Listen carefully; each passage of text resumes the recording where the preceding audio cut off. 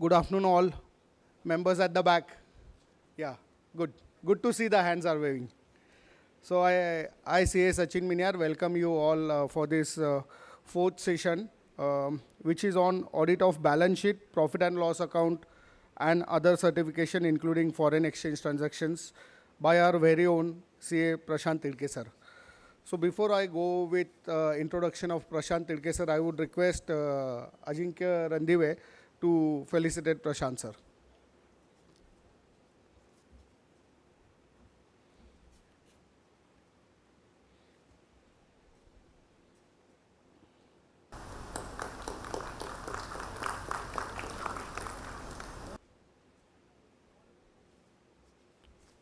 Thank you, Ajinkya. CA Prashant Tilke. By qualification, he is a BCom, MA Economics, a fellow chartered accountant. He has also done his CWA and LLB. He is practicing since 1986 as partner in PG Joshi and Company, one of the reputed firm from Nagpur with 69 years of standing. He was also a managing committee member of Pune branch for the term 1994 to 1997 and have handled various positions like secretary, vice chairman, and he has also been chairman of the Pune branch during the year 1997. He has been a regular faculty for various programs organized by the branch as well as other branches of WRC of ICAI on subjects of bank audit and cooperative audits. He is also the faculty for certificate course on concurrent audit banks conducted by ICAI New Delhi. One of the contributors in drafting Bank Audit Guidance Note 2020 editions and also publications on revised LFAR for branch auditors appointed by AASB New Delhi. As most of us are aware, he is a keen sportsman, a passionate and elite cyclist and amateur marathoner, having won many awards and prizes at national level as well as international level. At national level, he has been awarded as national champion 40 plus category road race during the year 2013 and 2014. So with this, I once again invite Prashant Tilke sir and would hand over the charge of the session to you. Over to you, sir.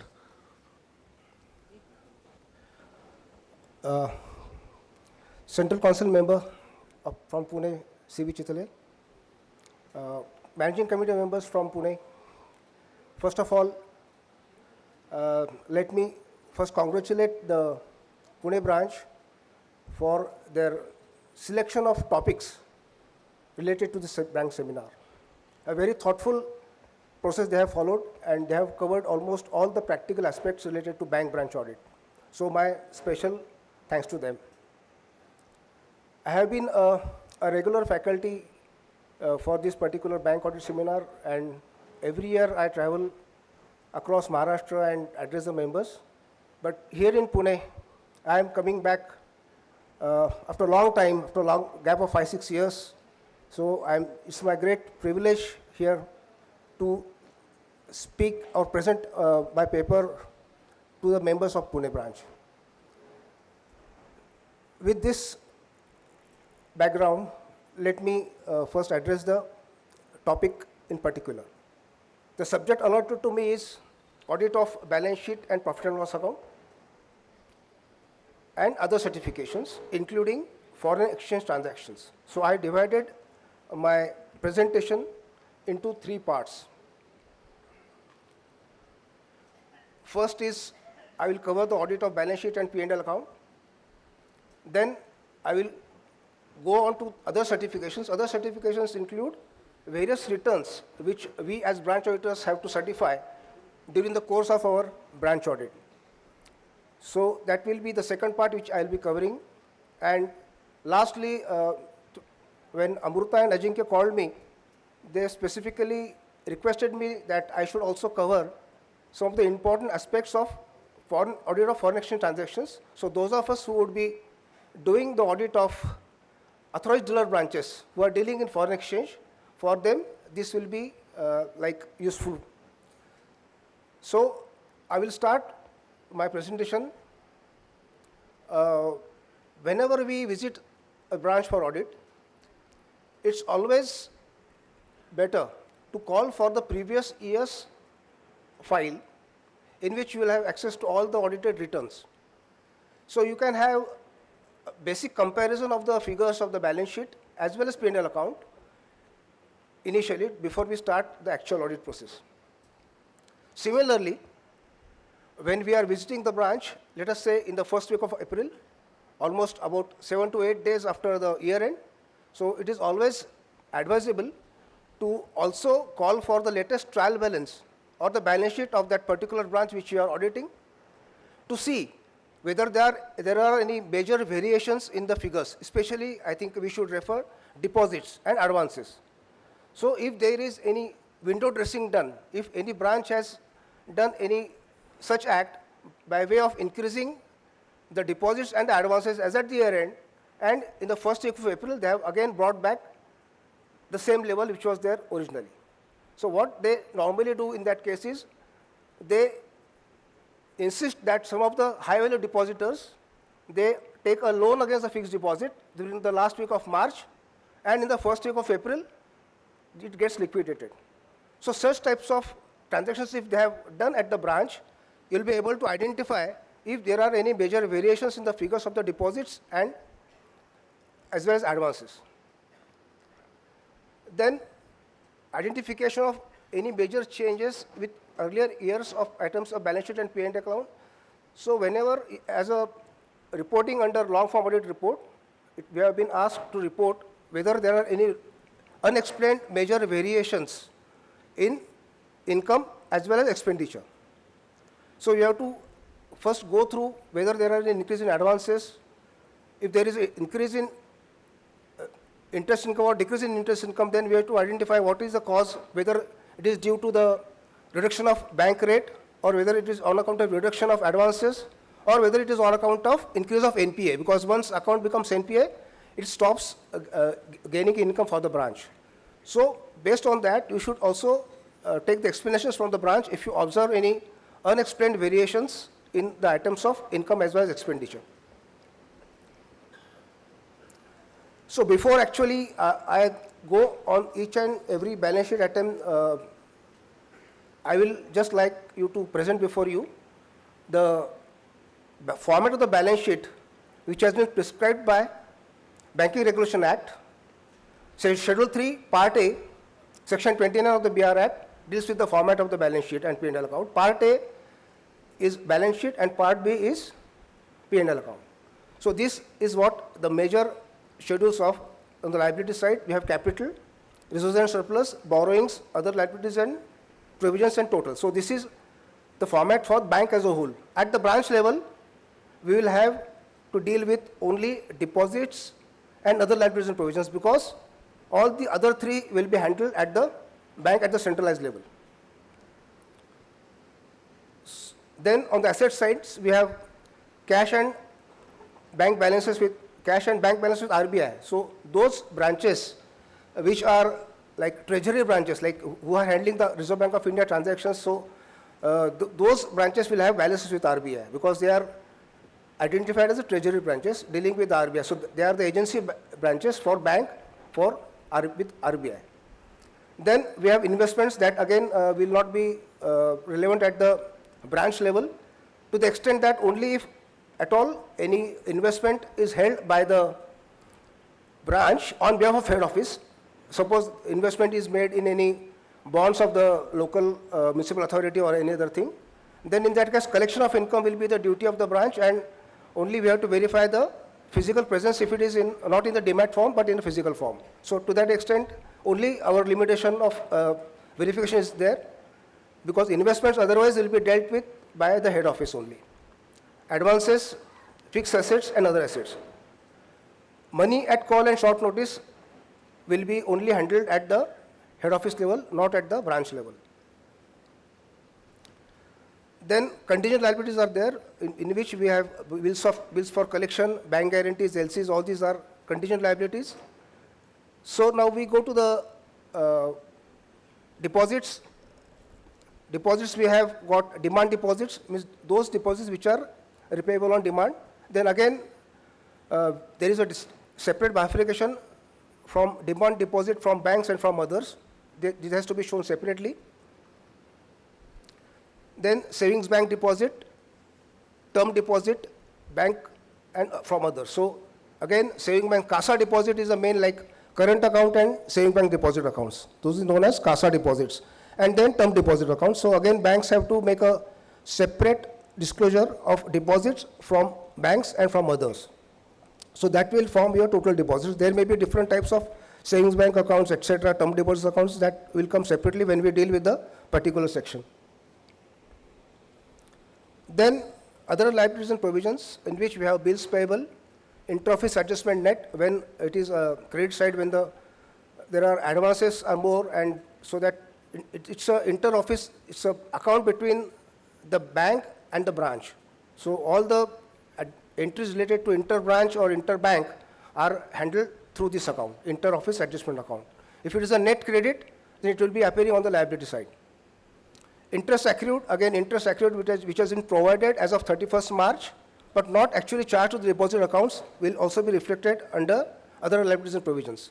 The interest which has been actually credited will not be reflected, but only which has been accrued as at the year end, that will be reflected under interest accrued. And there are any miscellaneous forms of other liabilities that will be in part 4. So part 1 to 4 will be total other liabilities and provisions. Then we go to the asset side, cash and bank balances with RBI.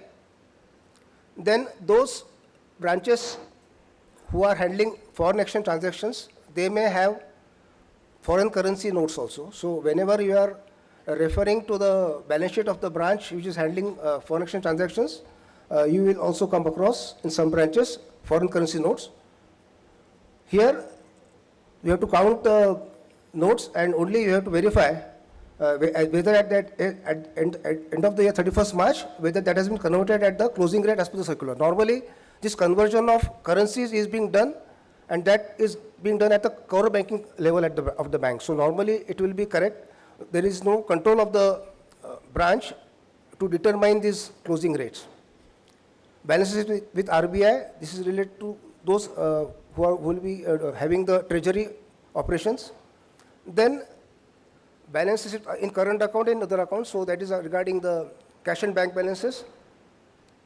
Then we go to the Schedule 7, balances with banks and money at call and short notice. So balances with banks, in case of those branches which are in the interior, whether the CTS, like the clearing is not automated, their bank may be having the accounts of different other banks. Suppose your bank which you are auditing is a clearing agent of that particular area identified, then that branch may have the accounts of different banks. So those will be appearing under this Schedule 7, balances with banks and in current accounts. So again, these are to be shown separately in the balance sheet. Money at call and short notice will not be there at the branch level. That will be because branches are not allowed to borrow at the branch level. Borrowings are there only at the head office level. Then outside India, those branches and current accounts. So other deposit accounts, this is the format of the balance sheet. I will again move to the next, advances. Now advances are classified based on number 1, bills purchased and discounted. Number 2, cash credit, overdrafts and loans repayable on demand. So all the advances which are repayable within 36 months. So demand loans will also be there. Cash credits and overdrafts are repayable within 1 year on demand. So all the advances which are due within 36 months will be classified under part 2, and 3 is term loans. So these are the basically one category of advances. Then second classification of advances is based on the security. Those advances which have been like hypothecation accounts or mortgage accounts which have been secured will be classified under secured by tangible assets. Some of us get confused whether the guarantor who is having a net worth can be taken as a security. No. So guarantee given by any guarantor for any loan is not a security, it is not tangible security.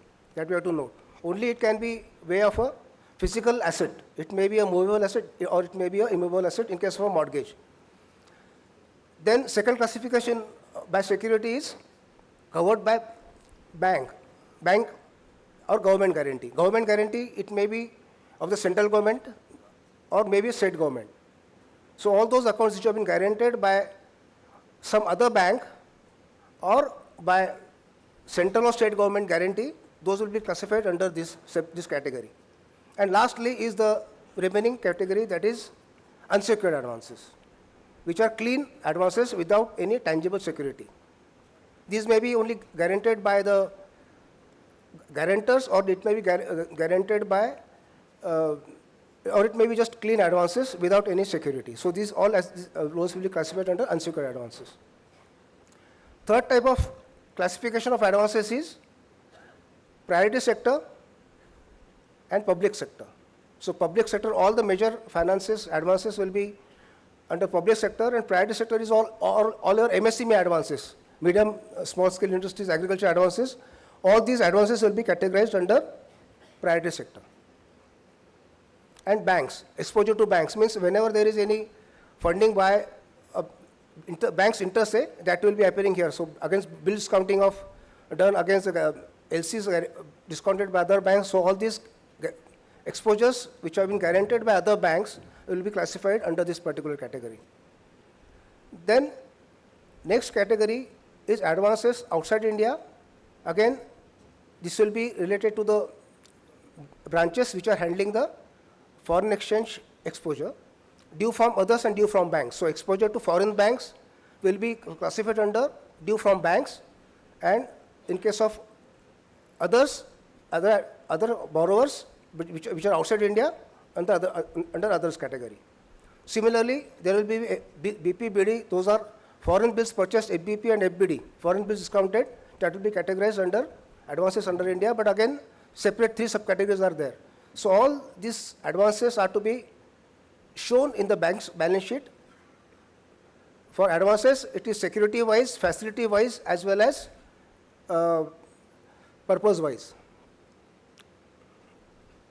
This one of the categories is syndicated loans outside India.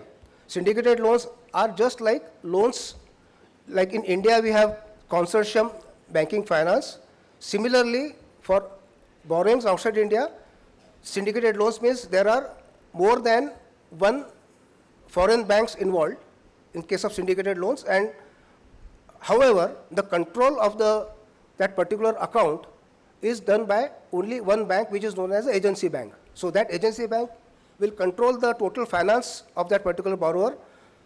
Now why this is required? Because in case of large borrowers, like when the particular bank's exposure, each bank has got a limitation on exposure to the particular sector. So just because of the volume of advance needed, they have to distribute this exposure between different banks. So all those advances which are like foreign exposures, just like we have a consortium advance, these are known as syndicated loans. So all these syndicated loans will be appearing under this particular category. Then we go to the fixed assets, Schedule 10. First is premises, that is the buildings or property held by the bank, and the format is opening balance as of 31st March, then additions, deductions, and depreciation till date, and closing balance. So they have got 2 categories. One is for premises, that is immovable asset, property of the bank, and second category is furniture, fixtures, and computer hardware and other things. So in these two separate categories, there is a disclosure to be made in the bank's balance sheet. Though I am referring to the balance sheet of the bank as a whole, but ultimately the balance sheets of the branches are consolidated at the head office, and only then the overall balance sheet of the bank is presented. So I am just discussing with you about the format of the balance sheet of a bank. Then we go to other assets. Other assets, inter-office adjustments, when there is a net debit balance after having the interbank transactions or interbranch transactions, that will be reflected here. Then interest accrued on, this is the asset side, so interest accrued and due to the bank or to the branch. taxes paid, advance TDS is applicable to head office only. Then statutory and stamps, some of the banks may have some stamp documents with them, so that you may have to verify as of 31st March and tally with the physical balance and also the stationery. Non-banking assets acquired in satisfaction of claims, whenever there is any default and there is a procedure, court procedure, and by execution of decree or some by that formality, if any assets of the borrower are acquired by the bank, those will be reflected under this category, because these are the assets held or acquired by the bank in its normal course of business. So these are non-banking assets. Then contingent liabilities, there are various types of contingent liabilities. Claims against the bank not acknowledged as debts. Liability for partly paid investments, that will be only at the head office. Liability against forward exchange contracts, that will be only with the AD branches and at the Forex Treasury. Guarantees given on behalf of constituents, that is letter of credit and bank guarantee. Again, in India and outside India, two separate categories are there. Acceptances, endorsements, and other obligations, there is letters of credit, import, as well as inland. Those will be covered under this category. And this is sixth is a residuary category, other items for which bank is contingently liable. So this will cover the liability, contingent liabilities which are not covered in the above paragraphs. Now, I have already said that these three are not relevant for the branch, so I have not discussed on these: capital, reserves and surplus and borrowings. Then I have already discussed about the demand deposits. Demand deposits are current accounts deposits, sundry deposits, like certain deposits which are held by the bank. Then demand deposits from banks as well as from others. Cash credit accounts which are having credit balance, we will see that banks have to show it separately on the liability side. They will not net out that, but cash credit accounts or overdraft accounts which are having credit balances will have to be shown separately on the liability side. Demand deposits will be your current account and savings account deposit, CASA deposits, that is demand deposits, but only we have to classify separately banks and others. Even if there is excess recovery in any term loan account or demand loan account, even that also credit balances, we will not net it out with the debit balance of the account, but show these credit balances separately. So whenever there is an excess recovery appearing in the balance sheet of particular any borrower account, then you have to show it separately. Overdue deposits are those deposits which have matured but not renewed. But now due to the circular of RBI, wherein if you don't give the instructions to the bank, your deposit will get automatically renewed for the next term. Suppose your deposit was for 3 years, it gets matured, there is no mandate from the depositor, and then in that case, your deposit will further get extended for 3 years automatically, if there is no mandate. So the instances of overdue deposits have reduced. But if still there are certain overdue deposits, we have to see whether these have been properly reflected in the bank's balance sheet. This is very important for you because you have to also verify whether bank has made a provision for interest on such overdue deposits. Banks are required to provide at the savings bank rate. So you have to keep this in mind, whether the branch which are auditing have made the provision for interest on overdue deposits as at the year end. Unclaimed deposits. So all those deposits which remain unclaimed by the depositors will have to be shown under unclaimed deposits. I will come to one important point which we need to consider as a branch auditor. You may all be aware about DEF, Depositor Awareness and that fund, which was formed by RBI in 2014. So, as per the requirement of that particular direction given by RBI, those deposits or it doesn't only consider the deposits, but it considers all the credit balances, whether excess amount appearing after closure of account, or if the bank is having any net clearing adjustment credit account, or unreconciled entries related to interbranch accounts for more than 10 years. Then all such balances, it need not be only deposit. All such balances which are there, outstanding in the bank's, the balance sheet of the branch for more than 10 years, as of 31st March 2023, have to be transferred by that particular branch to DEF. So it will cover, you have to be very careful when you do the audit of the liability side of the branch to confirm whether the branch has transferred those balances which were required to be transferred to DEF have been done, they have done it or not. And not only that, banks are also required to publish the list of such unclaimed deposits or the amounts transferred to DEF in their, on their website. They have to host the list of such depositors on the website of the bank. So unclaimed deposits, you should be doing the audit very carefully to see whether the bank has complied with the conditions of related by RBI related to DEF. These are just types of deposits which banks has, savings bank deposit, then term deposits. There may be deposits which are interest bearing. There may be certain deposits which the interest is created, say monthly, quarterly. So different banks will have different types of deposits. Senior citizens deposit, like capital gains fixed deposit, recurring deposit. So tax saving some term deposits. So you have to just go through the balance sheet and see whether proper interest provision has been made by the bank and categorization of these deposits has been done correctly or not. Then under other liabilities we have got interbranch, intersole accounts we call, where all the transactions related to interbranch transactions between the one branch to another branch, one branch to head office and so on, all these transactions will be routed through interbranch accounts.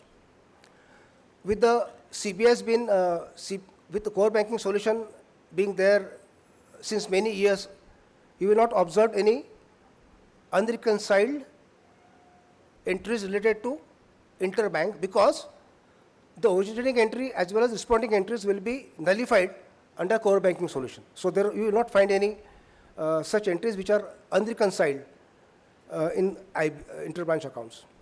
Interest accrued on fixed deposits, we have discussed that. TDS deducted and payable, so TDS will be there on deposits related to payment of interest, and maybe certain like AMCs and certain rent and other things, expenses, fees, etc. at the branch that you have to verify. Provisions, year-end provisions which they are making for, say, rent, electricity, telephone, etc. That also you have to see as at the year-end. Excess cash found. If there is excess cash found, banks are not allowed to set off excess and short cash found. They have to show excess cash found day-wise separately, and total of that, whatever cash is there, that has to be separately shown as an item in the balance sheet. CG, IGST, the GST recovered on service charges. You are aware that for on discount, commission and certain other charges, banks have to recover the GST from the customers. So all that GST will be also reflected under other liabilities. Margin money, sometimes for purpose of letter of credit, import or inland bills, etc. Again, that will be shown under separately liability side.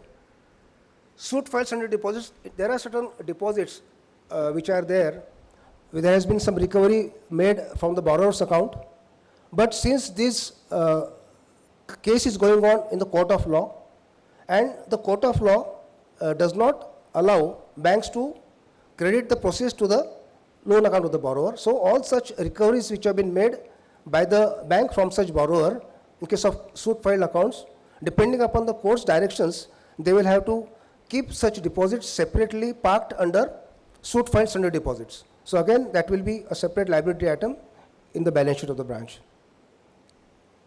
Then whatever items which are not covered, there is a residual category, miscellaneous liabilities, that will be covered under this particular item. Then security deposits also will be, which have been obtained by the branch, that will be shown separately under audit of the balance, this particular item. Then we go to the balance sheet items, asset side, cash in hand and ATM. Then I will not go deep into that because the faculty Sanat is going to deal with LFAR, but these are the items which are there in the LFAR, which I just listed those, and I will not go deep into that. Balance with RBI, I have discussed about the currency chest branches. Balance with other banks, that's also I have discussed. Investments, advances, again, we have discussed the categories. Only in case of those branches which are handling foreign exchange transactions, you will have foreign bills purchased and discounted also. CC and OD, pre-shipment, that is packing credit, FCDL, foreign currency demand loan, etc. All these will be under liability, asset side. And demand loans I have already discussed. All the loans which are repayable within 36 months will be classified under demand loans. There also may be demand loans in the form of foreign currency also, FCDL.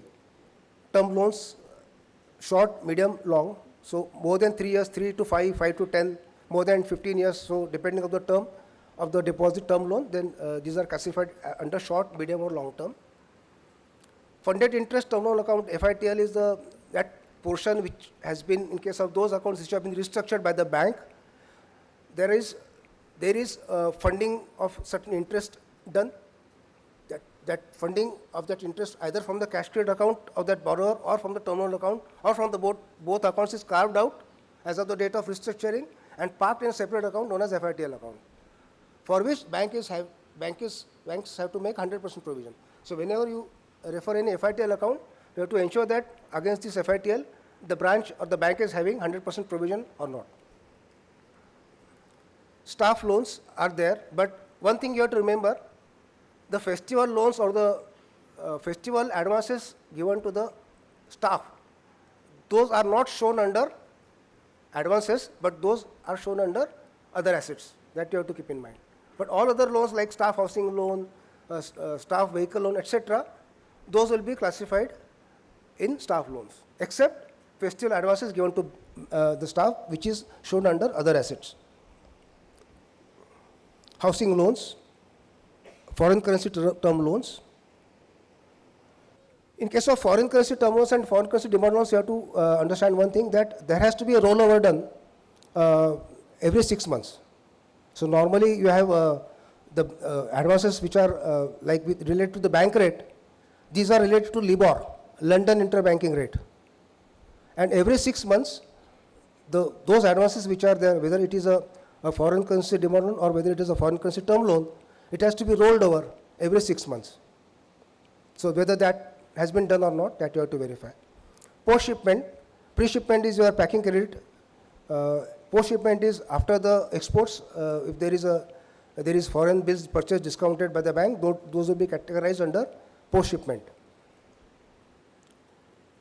Vehicle loans. Then fixed assets, we have already discussed the categorization into computer hardware, premises and other things. Audit procedures, what I would recommend is, whenever you are referring any returns, you should verify the opening balances of the schedules from the, you can depute one of your junior assistants to verify the opening balances of such returns and with the closing balance of the earlier year returns. So that check you should follow, comparing the closing balances with the opening balances. Then the depreciation rates, we have to confirm whether they have been charged correctly as per the latest bank circular. And then cross verification of fixed assets returned with the balances of the balance sheet. That whenever you are verifying any return at the branch, you have to ensure that the closing balance which is reflected in that particular return is matching with the balance sheet item or P&L item of that particular branch. So that you have to keep in mind whether you are verifying the returns or whether you are verifying any certificate. So that check you have to ensure invariably for all the returns, because certificates is an absolute assurance, so they have to be true and correct. Unlike a report, we can say it's a reasonable assurance, we say true and fair. Statutory and stamps we have already discussed. We have to verify year-end 31st March position the stationery items, that list will be there, and the value of that stationery which is shown in the branch should match. Stationery items are those items like checkbook, FD receipts, etc. Stamps are the documents related to the hypothecation agreement and other things. Interbranch adjustment accounts we already discussed, but in case of interbranch accounts, reconciliation account, if there are long outstanding entries, then which are in the nature of debit balance, then you have to go and verify how much period these balances are outstanding. If these balances are outstanding for more than a reasonable period, then branch has to make a provision. So whenever we are doing the audit, we have to be very careful when we are doing the asset side or debit side of the balance sheet. Because not only the advances may require provision, but certain receivables which are appearing elsewhere in your balance sheet may also be old, not recoverable, and may also warrant a provision. You cannot make a provision at the branch level, but in your report, when you are issuing your branch auditor's report, you can always make a reference, or you can always make a MOC, because the MOC again will form part of your audit report. And you can recommend provisions for certain debit items which you find are not recoverable or doubtful of recovery. Suspense account, general staff advances, frauds, law charges. So these are the various types of deposits which are like balances appearing. So whenever there is a suspense account is there, you have to be very careful in verification of that. If any outstanding entry is more than 6 months in that particular account, then I think you may recommend a provision, because in suspense account there are very clear-cut instructions for the banks that they have to adjust that particular entry within a period of, say, maximum 1 month. But if any recovery still remains to be done, which is there for more than 6 months, then you may do the further inquiries, and if necessary, if it warrants a provision, you should also make a note of that and make a provision for that particular item. Refundable deposits, rent, telephone, etc., electricity. So there will be, like, for such deposits like telephone deposit, rent deposit, or electricity deposit, those may be old, but for them this is not applicable to make any provisions, because these are the provisions, deposits given against utilities. So they are not covered for under provisions. Claims receivable, subvention, incentive, etc. So whenever any subvention is granted to the borrowers, or when incentives are granted to the borrowers, that money is recoverable by the bank from Reserve Bank of India. So all those recoveries which are to be, and that claim will not be made by the branch, but that claim will be made by the head office on behalf of the branch. But still in the balance sheet of the branch, claims receivable will be appearing in the balance sheet at the branch level. Festival advances to the branch, I have already discussed that, that will be appearing under other assets. Clearing adjustment debit for those branches which are not under the CTS, rural branches and all, there may be a clearing adjustment account, old. So again you have to verify whether if it is more than 6 months, then you may recommend a provision. That may be amount which is not recoverable from that particular bank against whom that clearing adjustment is outstanding. CGST, IGST paid. So GST paid, ITC. So these are the, now normally whenever you are doing the audit, the GST returns are being filed by the head office. But the data related to what is GST collected, what is GST input tax credit is available, that will be compiled at the branch. Based on the information given by the branch, head office will be filing its return related to GST. So as a branch auditor, you have to verify whether the input tax credit related data which is submitted by the branch is correct or not. So though the branch will not be filing a GST return at its branch level, the data will be submitted to the head office. So as an auditor, we have to verify whether that particular data which is being given to the bank, whether the ITC shown by the particular branch is eligible or not. PWO, prudential right of accounts, advance receivable account. So there are certain accounts which are written off prudentially, that is actually written off for the purpose of the tax purpose, but the recovery proceedings against the borrower are still being followed. So all these accounts are known as PW accounts, prudentially write-off accounts. So that is a separate balance sheet head in the balance sheet.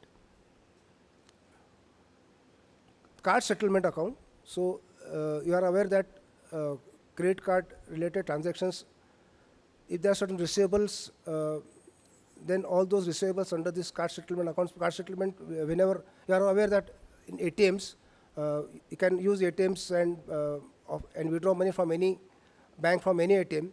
So that settlement is being done at the head office level. So whatever amount is due from certain banks is shown under card settlement account, which is normally settled immediately, but there may be some unsettled amounts which may be lying under this particular account. Then last item of the balance sheet, contingent liabilities and bills for collection. Claim against the bank not acknowledged as debts. So it is always better, because these are the items which are not appearing on the balance sheet. Suppose any court case is filed by any depositor against the bank or any customer against the bank, you will not be aware by referring to the balance sheet of the bank. So whenever you obtain a representation letter from the branch, you should also include this particular clause. Now I will request the members to refer to the guidance note of the institute, which contains the model formats of like representation letter, what are the how the certificates are issued. So all these things you will find a good guidance in the guidance note which is issued by the RBI. The latest guidance note of 2023 is hosted on the website recently, last 1 or 2 days back, but 2022 hard copy is available. So going back again to the claims against the bank not acknowledged as debts, so you should obtain a representation from the branch, and if at all there is a separate return which you have to certify at the branch auditor.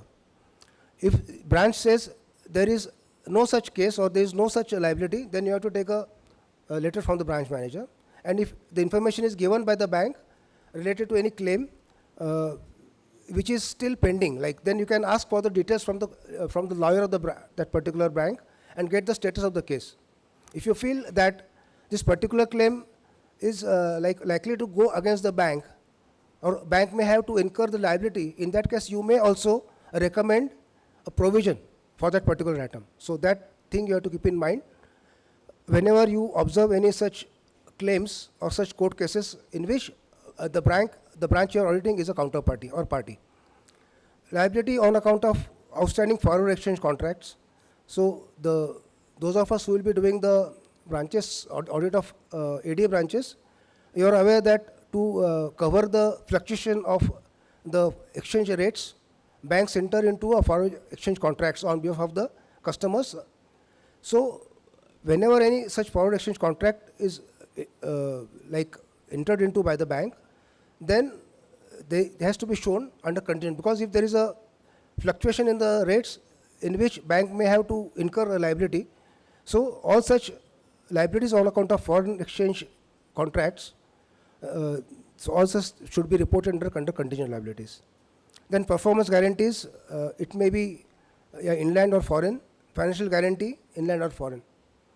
So again, these are the contingent liabilities which are to be shown, which we have to verify the list of these guarantees, because again banks have to also make a provision for these items in the risk-weighted assets. So RWA return, these will be appearing.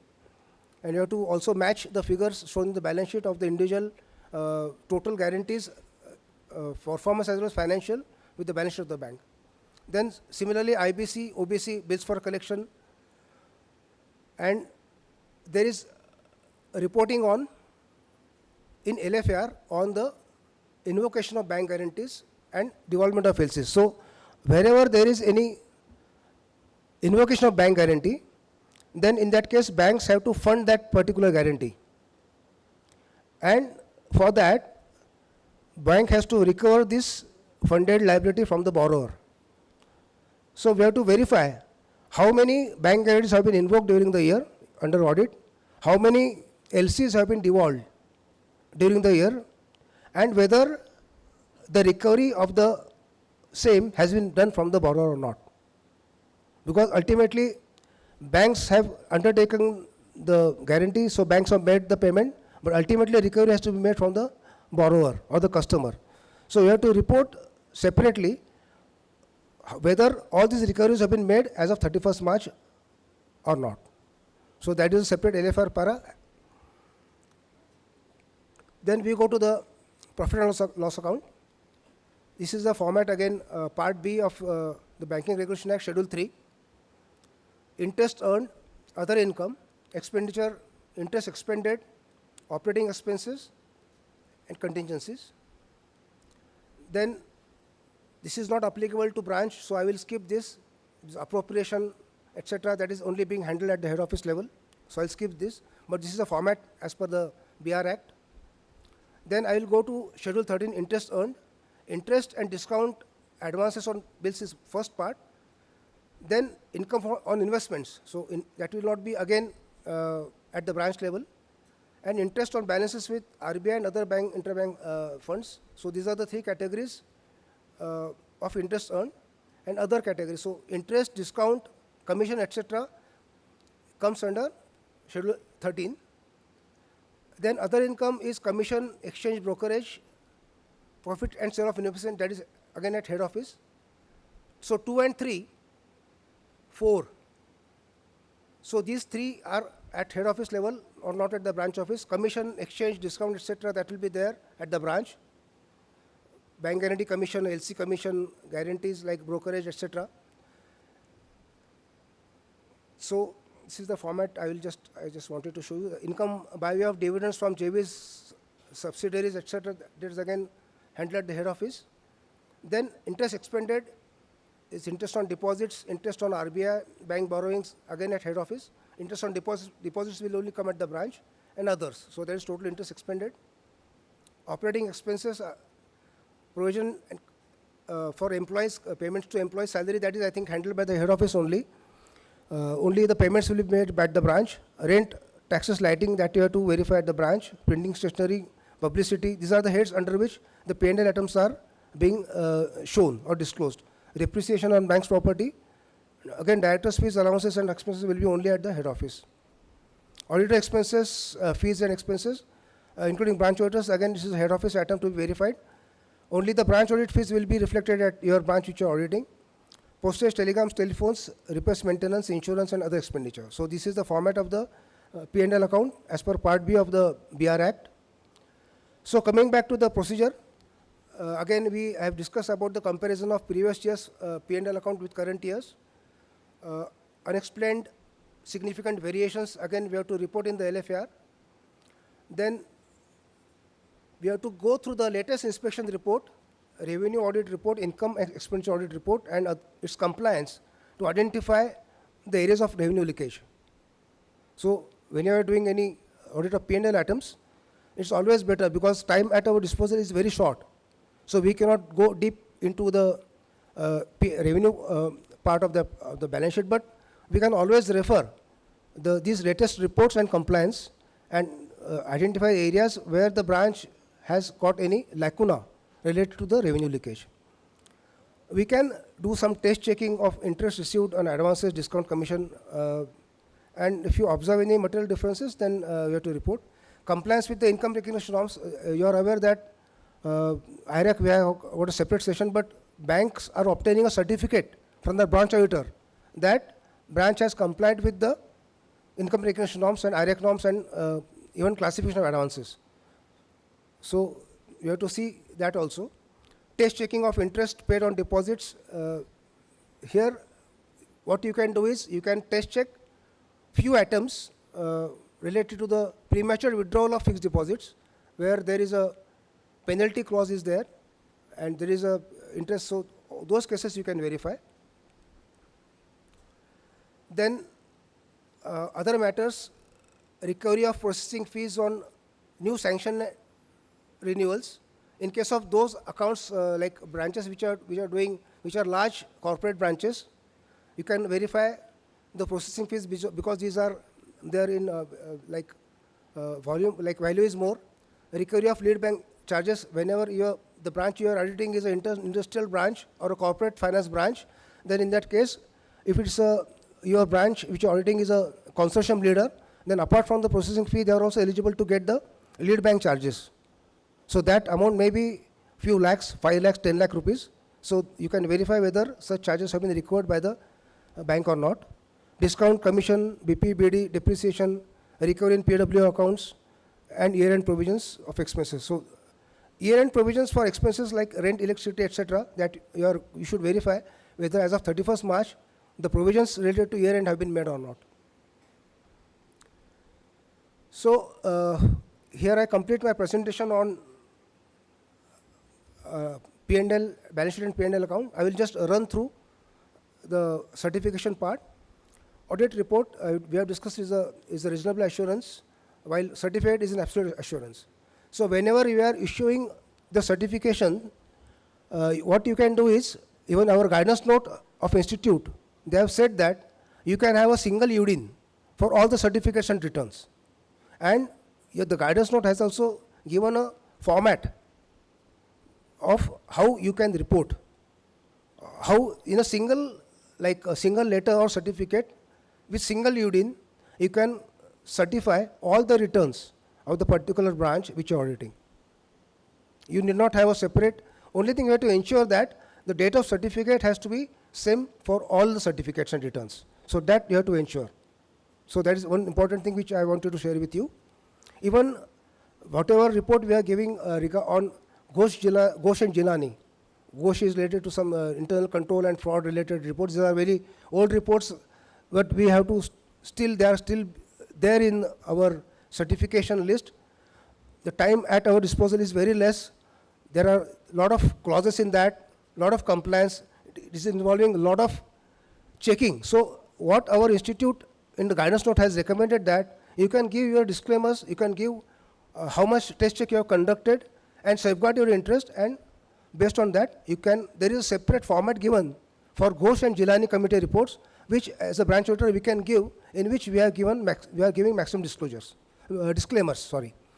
So I recommend to do that you should follow that. Apart from that, I will also recommend you to go through the concurrent audit report of that particular branch, because the concurrent audit report, or if the branch has been recently inspected by the internal auditor of that particular bank, that will have a sufficient report or comments about the internal control system as well as other system. So you can rely on the report. If you observe that there are certain persisting irregularities related to the internal controls, then accordingly you can do your check and give your report. So again, another practical aspect which I would like to cover, that you should refer the closing circular of the bank.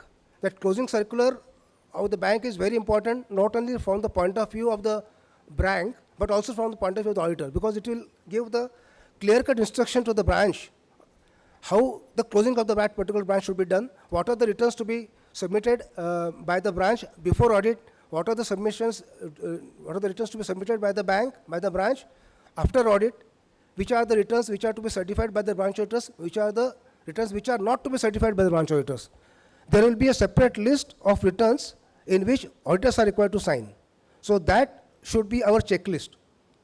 We should see that we are verifying all those returns which we need to verify. We should not also certify the returns which we are not required to satisfy. Because there are certain returns which are not to be audited by us, but accidentally we put our stamp on that. So we should not do that. I will not, this is the format of the format of the auditor's report will be given by the bank. Sometimes I observe that there is no provision, because it is sometimes it is online. There is no provision to make any comments, like to make any, give your EOM, or you cannot give some modification report. Then I think you should give a separate, you should not use the bank's format, but you can issue your own report. If you want to give any emphasis of matter, if you want to give a modified report also. Because certain banks have got fixed formats of reporting. We are bound by SA 700, we are bound by our institute's guidance note, accounting standards, other things. So we should not make any compromise on our whatever we are going to report. We should, that limitation of format should not be there. When we are going a separate report, you can give a separate report. You can address your report directly to the central auditor also. The illustrative format again is also given by the bank guidance note, which has been recently issued. MOC I will not take because Sanat, my next speaker, is going to do that. So I will just touch upon important, give the list, IBC, OBC again. In case of foreign currency related transactions, you have to ensure that currency wise exposures are also required. So currency wise exposure, like certain bills or certain advances may be in dollars, euros.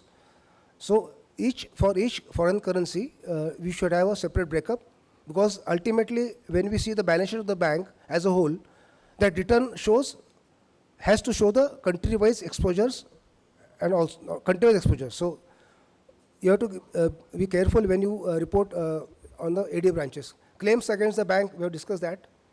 Return on furniture, we also discussed that. Statement of outstanding debit balances other than advances requiring provision, that also we have discussed. Statement of old debit balances other than advances requiring provision. Now, balances recoverable outstanding for more than 3 years in sensitive accounts, those will require a provision.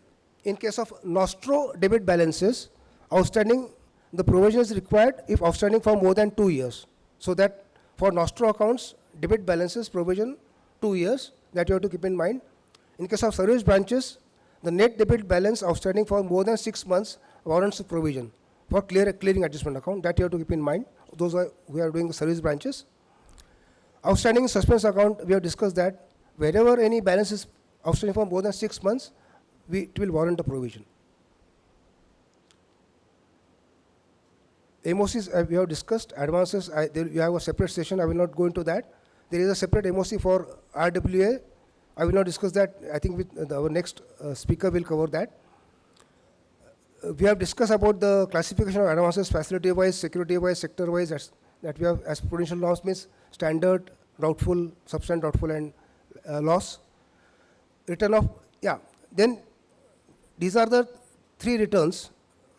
Return on movement of NPA, return on movement of provisions of NPA, statement of gross and net NPAs. Very important.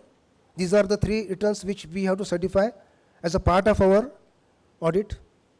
So again, I go back, I will request you to verify last year's closing balance with current year's opening balance. If there is a difference, there may be a difference. Why? If there is a MOC passed in the last year, so to that extent, there will be a difference. You have to reconcile that difference. If there is a difference between the opening balance and the closing balance. And what is the movement of NPA? Opening balance, how many NPAs are added, how many are recovered by way of recovery, cash recovery, how many by upgradation, how many by write-off. So there are separate columns or rows for each return. You have to verify whether that has been correctly reported by the branch. It's not only that, you have to see opening and closing balance. The movement of NPA, whether that movement is properly reflected with factual figures, because for the bank as a whole, there is a consolidation at the year end. So the central auditors will rely upon the branch return. So it is very easy to reconcile opening and closing balance, but how it is added, how it is reduced, whether how much is by improvement is by cash recovery, how much is by write-off, how much is by actual upgradation from NPA to standard, and whether there are any new additions. So all these movements you have to be very careful when reporting. Just like movement of NPA, there is movement of provision for NPA. So the same, based on that, you have to verify that. Gross NPA and net NPA. Again, I think most of the banks, that is being done at the head office level. But gross NPA, net NPA is after addition of provisions. Then statement of advances and total deposits of rural branches is to be certified in case of rural branches, if you are auditing the rural branch, because that base is required at the time of computation of income of the bank. because this figure has to be considered by the central auditors for tax provision. They want the level of rural branches advances and deposits. So that return is there for rural branches. Maturity pattern of assets and liabilities ALM statements. Normally, some of the banks or most of the banks have now do not require it to be certified at the branch level, but only at the central office level. What is maturity pattern? There is a assets and liabilities are divided into the liquidity, like up to 1 week, up to fortnight, 3 months, 6 months, 1 year, 1 to 3, 3 to 5, and so on. So when the deposits and advances are there, banks have to ensure that they have got sufficient liquidity. So whenever a deposit is maturing, banks should have the funds to refund the deposit to the particular depositor. So that is normally being handled by the head office. It will be very difficult for you to verify bucketing of these ALM statements. Only thing what you can ensure is the closing balances of various assets and whether liabilities or deposits and advances, they are matching with the balance sheet figures. That only you can ensure at the branch level. Then inter-office adjustment accounts requiring provision that we have discussed. Implementation of Ghosh committee and Jilani that we have discussed, that we can give a separate certificate and disclaimers. Capital adequacy is bucketing of assets and liabilities.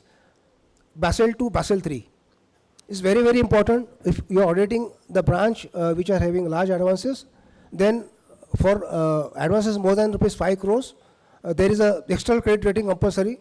So you have to see whether the bucketing of such advances has been made as per the correct buckets or not. NPS account, they require higher provisions. Those accounts which are unrated, again, it is a separate higher provision. So all the bucketing of these assets or bucketing for advances has to be certified at the branch level. So you have to ensure that proper advances have been bucketed in the appropriate bucket or not. Because capital of the branch is at the head office centrally, but for calculation of the capital adequacy ratio of the bank as a whole, the assets of the branch are distributed across the branches. So for the accurate calculation of capital adequacy ratio of a bank, central auditors and the bank, they rely upon the branch auditors. They have to verify the proper bucketing of the various advances, whether they have been correctly done or not. So it's very, very important. And there is a separate MOC which is required to be passed for if you observe any wrong bucketing. So there is a special MOC for RWA, I think, which will be covered by the speaker in the next session. Now, you are all aware that banks have to submit weekly Friday statement related to its cash position to the RBI, liquidity position, so SLR, statutory liquidity ratio. So every Friday, that data is available with the bank. Apart from that, banks, what the auditors have, the central auditors, they decide the 12 odd dates, which are non-Fridays and non-holidays, spread across the year. And based on that, at the branch level, we have to certify the returns for those 12 odd dates. So that is one of the returns which you may have to certify at the branch level. Non-Fridays, non-holidays. Investments on behalf of head office, I have discussed that. Then there are various returns like restructuring of advances under CDR, under SME, 1 crore, above, below 1 crore, etc. All these returns related to restructuring of advances, CDR, MSC, etc. Why we are certifying at the branch level? Because if you see the balance sheet of the bank, which is published, bank as a whole, you will see these disclosures at the end of the as a part of notes to accounts. So the accuracy of reporting of this data, central auditors as well as the management of the bank, they rely upon the branch auditors to see that whatever branch returns have been given, the data of the branch is audited by you, it is 100% correct. So these returns are very, very important from the point of view of branch audit, because ultimate disclosure of the bank is dependent upon the correct reporting done at the branches. So these are various other certificates related to disclosures like one-time steering, MSM, etc. Then there are certain certificates like subsidies, etc., subsidies, subvention, prompt repayment of crop loan, etc., education loan, from which banks have to pass on the benefits to the particular borrower for prompt repayment. For education loans, they get subsidies also. So as a duty of a branch auditor, what you have to do is, because depending upon your certificate, bank is going to get the claim from the RBI. Therefore, it should not be more, it should not be less, it should be accurate. So your certification as a branch auditor is very, very important whenever you are certifying any claims, subvention, subsidies, etc. There may be different subsidies, so I will not go deep into the each type of certificate, because that will be available at the branch.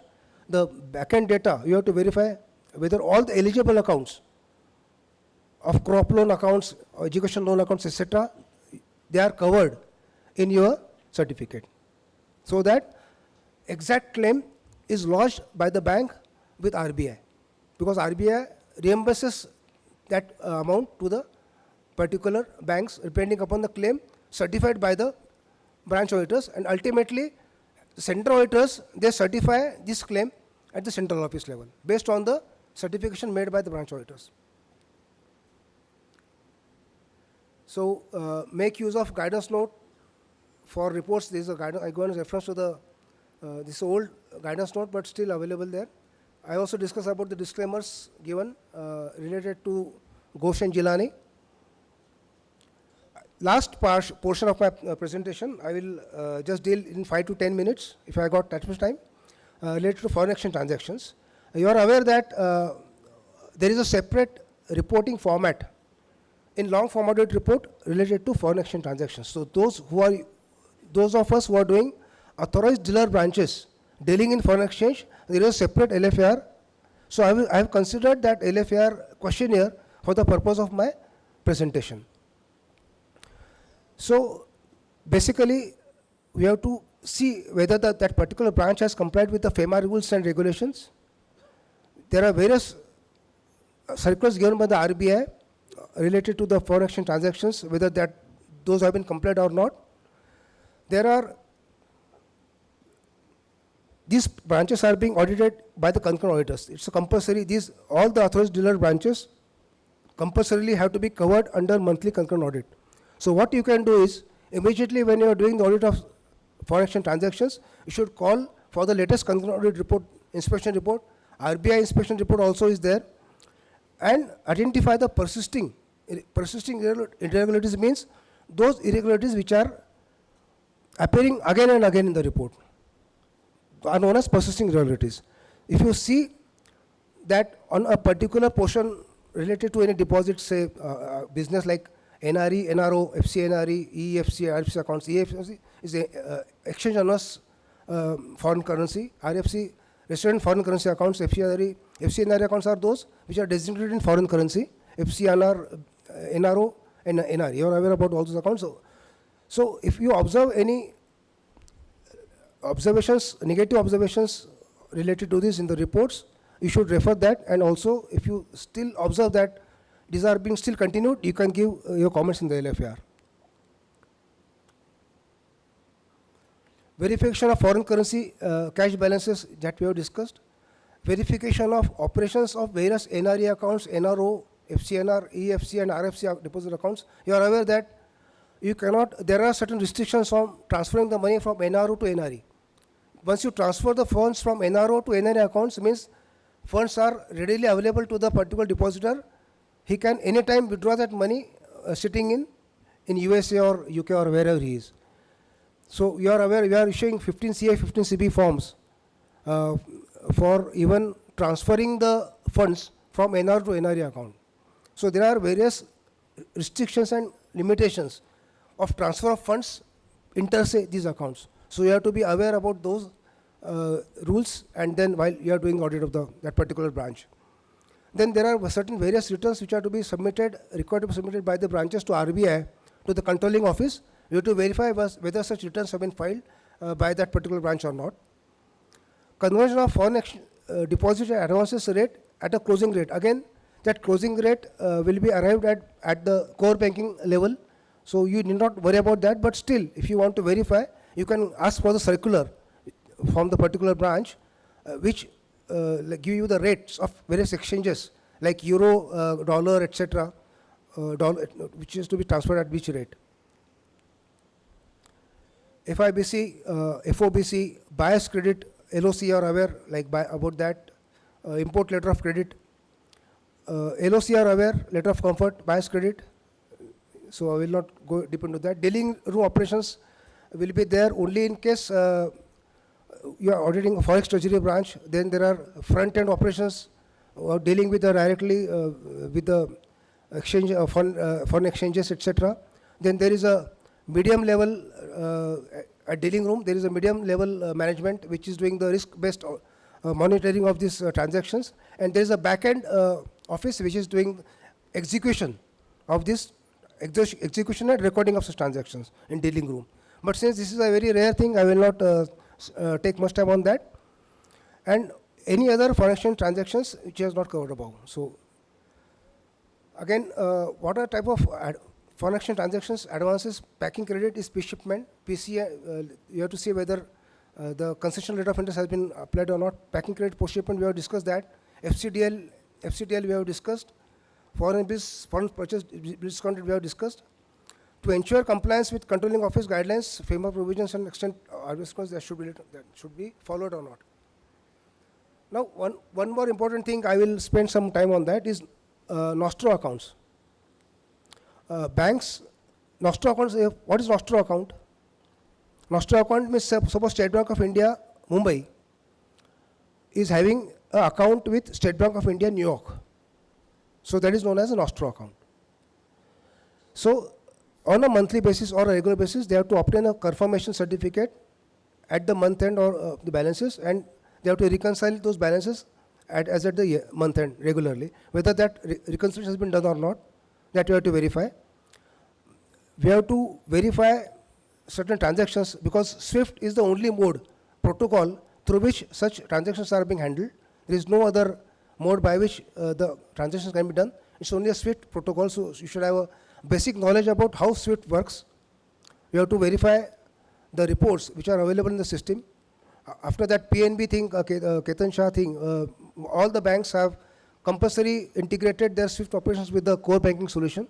So you should have you can take a basic information about that from the branch.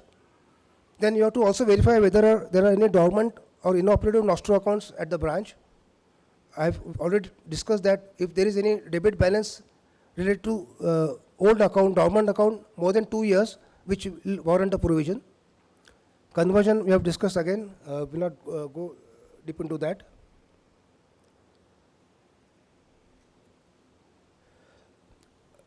Reconciliation of nostro mirror account as at the year end and identification of old outstanding entries. Any other matter related to operation of nostro account, you have to give in the LFR.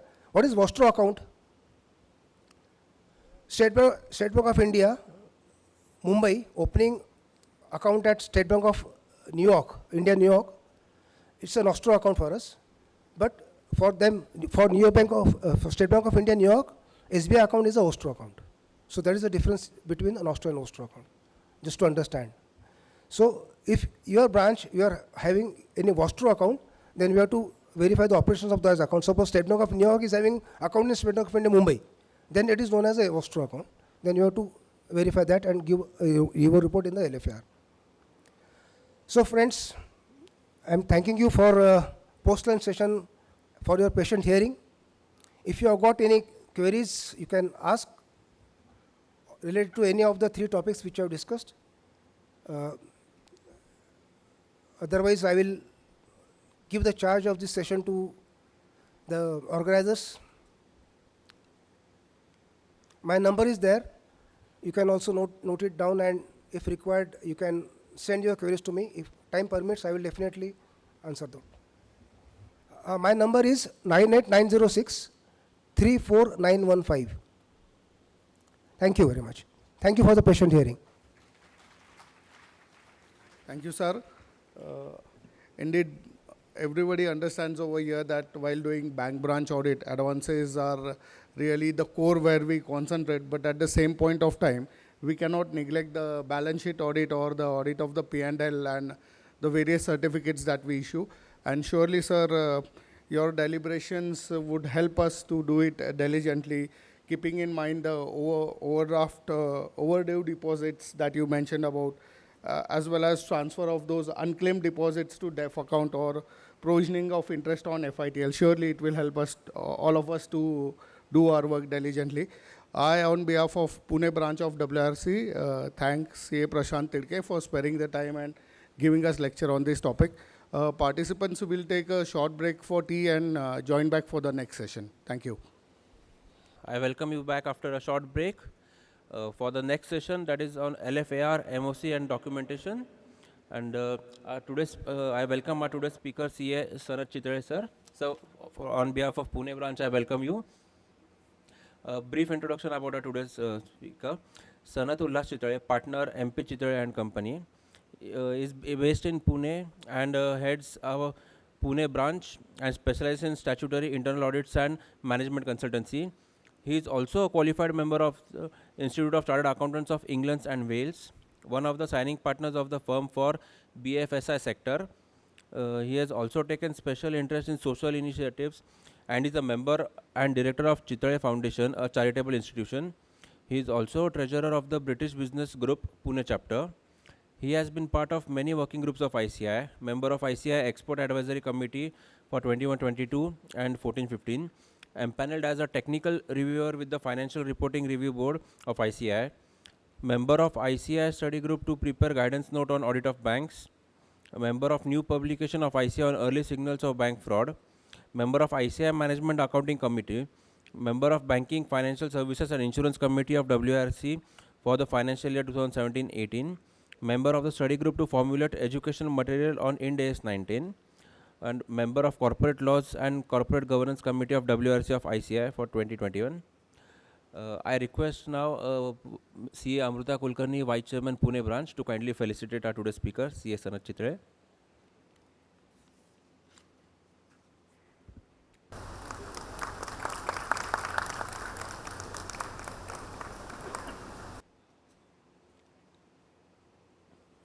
Thank you, Amruta. With this, I request CA Sanat Chitre to kindly take over and we will start with the session. Thank you.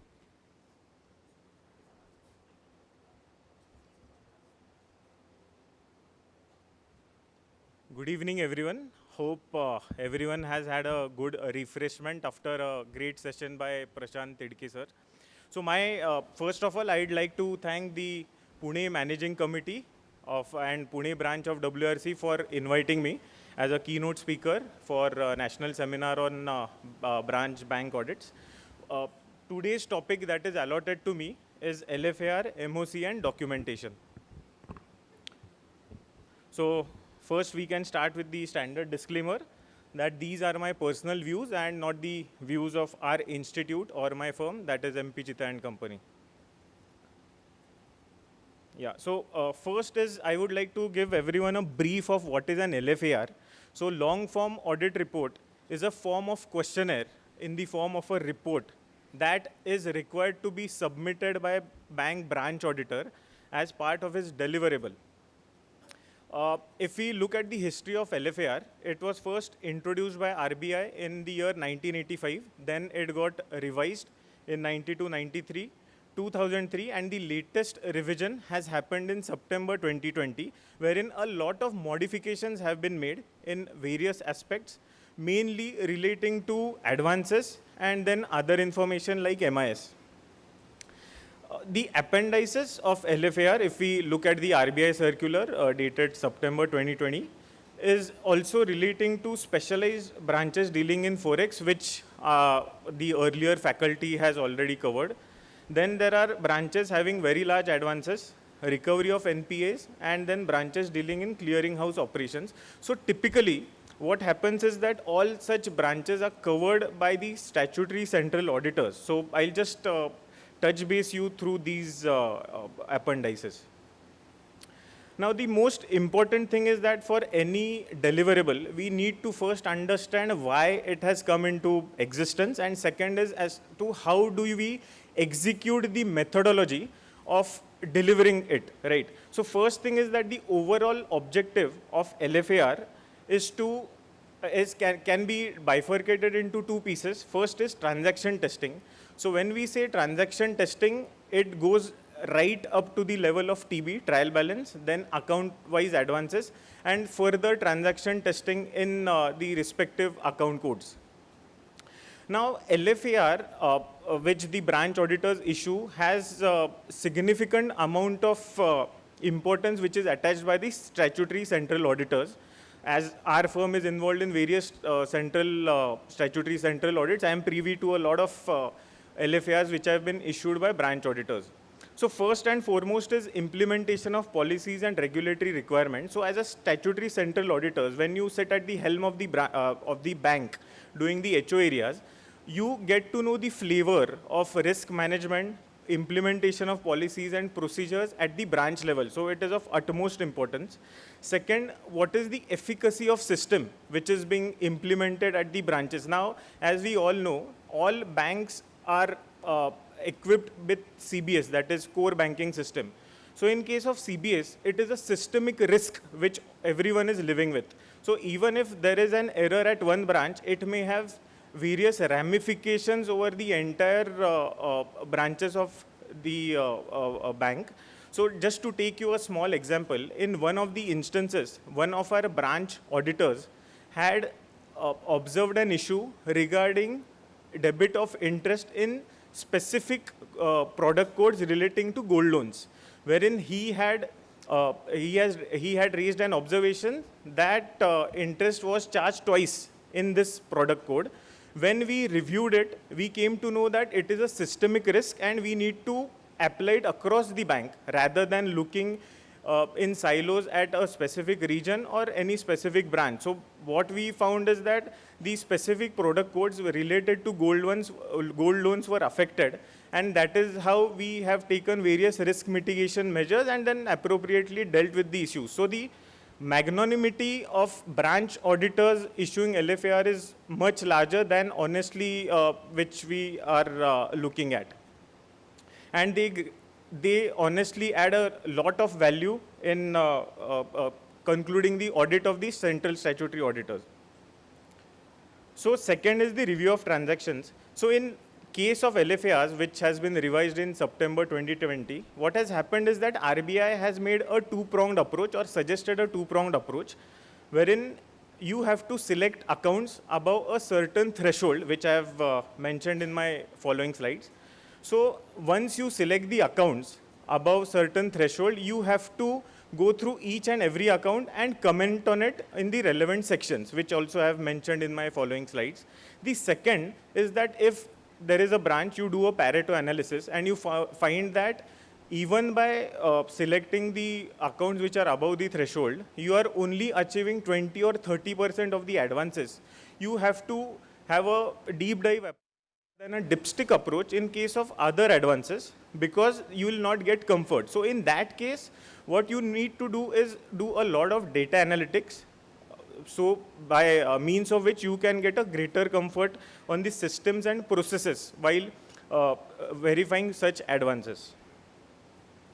Then third and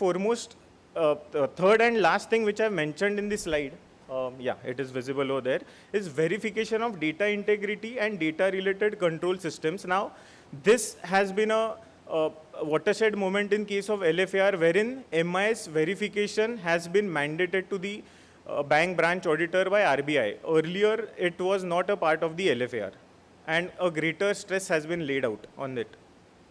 Now, after reading this slide, please don't scoff at me, because these are all my personal experiences while verifying the LFARs which have been issued by the branch auditors. So these are the do's and don'ts of issuing an LFAR report by the branch auditors. First is that the branch auditors need to thoroughly go through the LFAR as to how many points are there, what are the points that are relevant to my audit. In some cases, gold advances might not be there at all in the branches. So you need to be well versed with the branch which you are going to audit. And Institute has come up with a very good manual that is called as the technical guide, which answers each and every question of the LFAR. Second thing is that each answer to the questionnaire should be precisely answered, and you should avoid vague or general comments. Now, say for example in cash, whenever you verify cash, there is a section which says that whether the cash in the books is tying up with the teller account, that is the ATM machine teller account, whether it is tying up or not. And if not, what are the discrepancies? So you cannot have a yes-no answer to it. What is expected is that you need to give what is the balance which is appearing in the balance sheet of the bank in cash, and what is the balance appearing in the teller account, and then you need to say that whether there is any discrepancy or there is no discrepancy, and what is the audit procedures that you have followed. So that is for your own documentation. In the LFAR, specific answers need to be given, that the balance is tying up or there are various discrepancies, whatever are there needs to be reported. Second thing is that a lot of LFAR questionnaire which we go through, we call it a yes, no, thank you report. That is only yes, no, and nothing is written over there. So please avoid giving such LFARs. They honestly do not add any value at the central HO level. Second, most important thing is that LFAR is not a substitute for issuing the statutory audit report, and these are two independent and different audit reports. In some cases, we have had shockers of LFARs wherein in the main audit report, it has been mentioned that for whatever observations are there, you need to refer the LFAR which we have issued. So honestly, this is not a right thing to do. Whatever issues you have to mention specifically in the LFAR. Statutory audit report, there's a format which you can also refer in the guidance note of banks. So you will be hands-on with the audit report format as well. Specific instances or shortcomings should be clearly mentioned at appropriate places. So say for example, in one LFAR which we perused of a branch auditor of a smaller branch, he had written all the observations in the main audit report, and in case of LFAR, he had written everywhere, please refer main audit report. So honestly, this is not the thing to do. You have to specifically answer the questions as are mentioned in the branch LFAR. The second last point is that LFAR should not be handwritten. Don't be shocked. Honestly, we have seen LFARs which have been handwritten and also in the vernacular language. So in one case, we have had Hindi written, Telugu written, and Marathi written LFARs as well. So please do avoid such instances. It has to be in English. It has to be typed in the Word file, and then you can take a print. Honestly, this is not what a speaker should tell you, but this is what is happening. Also, you need to understand that if the LFAR is very well articulated, it really helps the central statutory auditors and the management of the bank to consolidate all the findings of the LFAR. I'll just give you a short example which can be of immense use to you. So say for example, I gave you the gold loan example. So in case of gold loans, if you have any comments and you appropriately or aptly articulate it in the given section, what happens is that as a central statutory auditor, I can collate the references or comments of that, and then I can just join the dots to see the animal, in the sense that if we are seeing that in Western region, there are a lot of issues regarding gold loans, we can have a completely different perspective on that, and we can deal with it appropriately at the HO level. However, if we are not being given the input data correctly, it is very difficult for us to consolidate and take a correct perspective on it. Second thing is that practically for a statutory central auditor, he only has half a day or at best 1 day to collate all LFARs which are ranging from 500 to 700 per audit firm. So it is a humongous task to collate all the LFARs and then to make some meaning out of it. So request is to adhere to the question answer format and to be very specific and to quantify wherever it is possible. Last but not the least is that it should not be reprinted. At various places we have found that even the LFAR has not been printed for the current year. In some cases, a different format has also been used. So these are the do's and don'ts for LFAR reporting.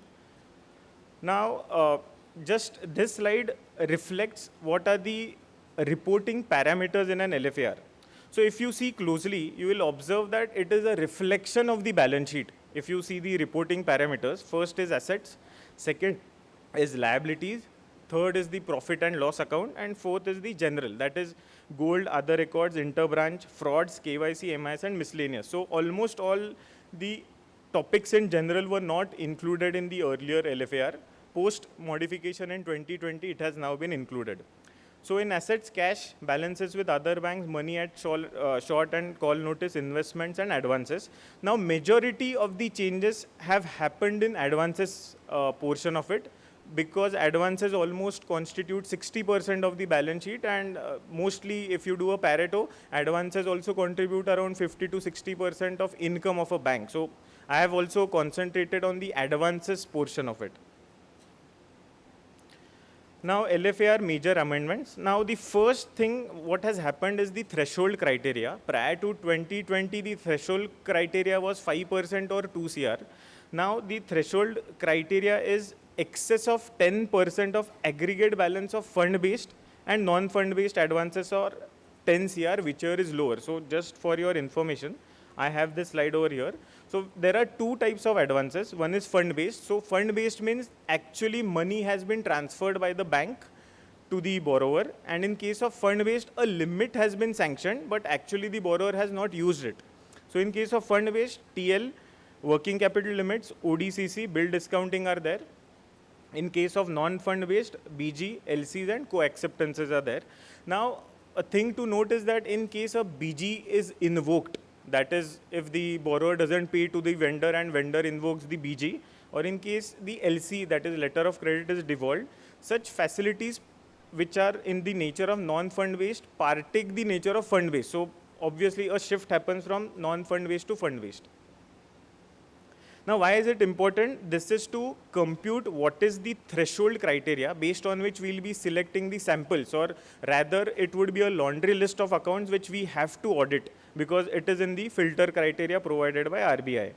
So say for example, if advances in branch A are 200 CR, FB plus NFB, and kindly note that it is the outstanding balance as at the year end in case of fund-based limits. So if it is 200 CR, 10% is 20 CR. So 20 CR doesn't hold good. We come to the lower limit, that is 10 CR. So advances in excess of 10 CR outstanding need to be examined. Now, what should be the audit approach in case of such advances, and where do you start? So for audit of any of the parameters or any of the specifications which I have suggested here, first thing is to define a methodology as to how you would apply this methodology across the reporting structure of the LFAR. So first, or the starting point has to be defining the universe. What is the data universe based on which you will be starting your audit? So first is that you need to have a report or a laundry list of all advances, including NFB limits, which are above the threshold limit, that is 10 CR in the earlier example. If data is not readily available with the branch, in case of NFB limits, you need to request it so that it is also documented as part of your documentation procedures. And then we have selected the entire piece of advances that we need to do at an account level. Then second thing is that, as I told in my earlier slide, I circle back to my earlier slide, wherein we have a two-pronged approach. One is that we have to audit each and every advance which is above the threshold limit, and below the threshold limit I have provided certain pointers which may definitely assist the branch auditors in coming to a conclusion for selecting the samples in case of voluminous branches. So process walkthrough, that is process manual, HO circular. Now credit policy is one thing which you need to get hold of in case of a branch audit when you are selecting samples in voluminous branches, because you need to be hands-on with the credit policy, that is the loan policy and the limits which have been given to the branch. Second thing is that data analysis is of utmost importance and you have to use it for selecting samples in a voluminous branch. So data points are given as follows. Delay in submission of stock statement, you can get easily from concurrent audit. Overdue accounts regularized near BS date. This is our classic examples of recoveries which are done near to balance sheet date. You need to check whether it is genuine recovery or it is evergreening that is happening. Now that would be given from the SMA data or the SMA data points, which definitely you will take from the branch. And third is frequently overdrawn accounts. Now this, every information of it would be present in the MIS data, which would be available at the branches. You need to cull that data, you need to analyze, and based on that, you can select samples from each of the products. So your systemic risk would be mitigated. Second is quick mortality accounts. So what are quick mortality accounts, or how do we define quick mortality accounts? So if a credit facility becomes non-performing within a period of 12 months from the date of its first sanction. So say for example, 1st April 22, you have been given a credit facility, and till 31st of March 23, if it slips into NPA category, it is called as a quick mortality account. Now over here, what we need to do is that first we need to request for the laundry list of NPA accounts as on March 31st, that is the review period under review. You need to obtain the entire list of advances with date of sanction and disbursements. Third is you also need to have quarterly NPA reporting, which is there. So if in certain circumstances, what can happen is that an account may become NPA on 1st of October or 30th of September. It will not be in your list of the NPAs which are identified on 31st of March. So in case there is any what I can say mischief at the branch level in that account, you may miss it, because at the end of the year that account would have been regularized, because the branch would definitely take due care of it with a view that auditor would look at it. So if you can take quarterly data and also look for it, it would definitely add a lot of value. Then third is thorough examination of such accounts to be conducted and such accounts to be reported in LFAR in the prescribed format. So what happens when you catch hold of such accounts? First is to see the entire disbursement process, sanctioning process, as to how this account was selected for scrutiny. What are the process based on the policies and procedures laid down by the HO, whether they have been followed, what is the calls that been taken, whether credit review process has been performed diligently, and what is the cause or root cause as to why this account became NPA in 6 months or a year from which it was given. Now typically 80% of the cases wherein we have found that it is a quick mortality account, more often than not we have realized that it is a fraud account based on my earlier past experience. So I think these are the accounts which have to be very closely monitored, and you need to honestly go one step below audit to see as to whether any malified intent is there or it is genuineness. So say for example, in case of genuineness, in case, just to give you a few examples, in case of Sangli floods or Kolhapur floods, there were also genuine people wherein credit was given on April, but due to floods after 6 months, they were genuine cases wherein their entire business was washed out. So obviously you can apply your own judgment and find out such cases. The cases which you find that there is some malified intent have to be reported in the LFAR, and in that you have to give the account name, account number, and outstanding balance as on the reporting date. The most important thing and the fly in the ointment over here, or what precautions we need to have while culling out data, is that many of the times the auditor, branch auditor, overlooks what the data has been given to you. Because typically when you ask for NPA data, what happens is that the entire data has been flushed out to you, and there have to, the branch auditor is expected to filter the data. So what are the common exclusions that need to be taken over here? Repayment holiday period, that is moratorium loans. Obviously it will be sanctioned, and some cases because of a system glitch or because the NPA parameters are not correctly fed into the system, the NPA identification flag might go off in such cases. However, you have to manually exclude it. Second, and the most important thing, is cash credit accounts, wherein it is working facilities are to be renewed or reviewed every year. So what typically happens is that in many cases, many such cash credit accounts are there in such data, which an auditor might take it as quick mortality accounts. However, you have to filter those accounts. So say for example, if a review of account has happened on 1st of October, and then the account became an NPA in end of February, it will be in your list, but you need to manually exclude such accounts. In one instance, I'd like to quote that a branch auditor had signed the LFAR saying that there are 10% quick mortality accounts, which honestly had everyone running to the LFAR report as to what happened. But when we closely had a look at it, exactly the thing which I iterated before, that cash credit accounts were renewed, and then there was no credit enhancement. So he thought that it was an NP account. Such mistakes should be avoided. Third thing is that verification of interest rate in case of borrower accounts. So in borrower accounts, the question asked in the LFAR is whether the applicable interest rate is correctly fed into the system.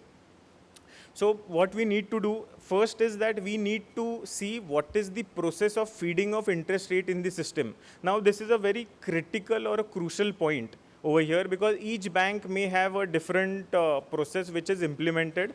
In some cases it is decentralized. In some cases the interest rate changes happen at an HO level, or an IT system is, or an IT cell is set up wherein there is a push technology by which all the interest rate at the respective branches are changed. However, in some cases there is a combination of it as well. So say for example in gold loans or in loans where there is very few risk, the interest rate are given to the local branch management as well. So we first need to understand what is the process and methodology followed and implemented by the bank with respect to change in interest rate. A second thing is that you need to select samples basis the data which is furnished to you. So in this data, what is required to be asked to the branch management is that you need to have the number of instances during the year wherein interest rate was changed in any of the accounts. So you will get the entire list. So that would becomes your audit universe or data point universe, wherein we get the entire list of changes that have happened in the system.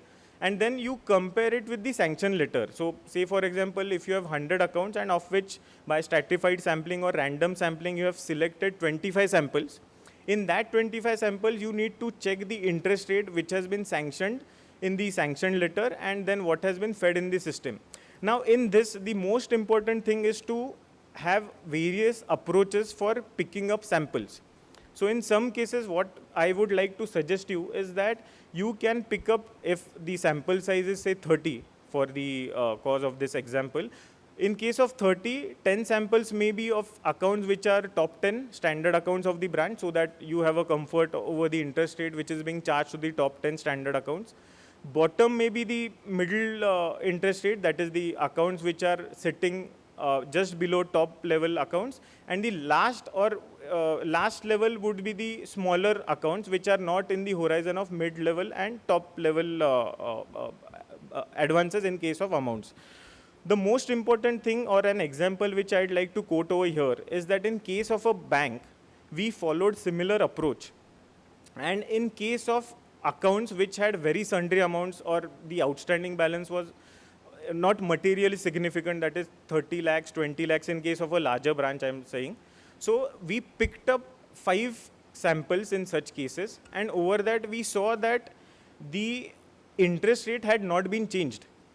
Even though at a central level, the bank had changed interest rate various times over a period of time. That is, we took data for 5 years, that is from 2015 onwards, we took the data. And we found that the interest rate was not changed. And surprisingly, when we had a look at the EMI schedule of such accounts, we found that if the loan is getting closed in say 2030, the closing balance was always above 0. So then we thought that we need to closely monitor or evaluate such accounts.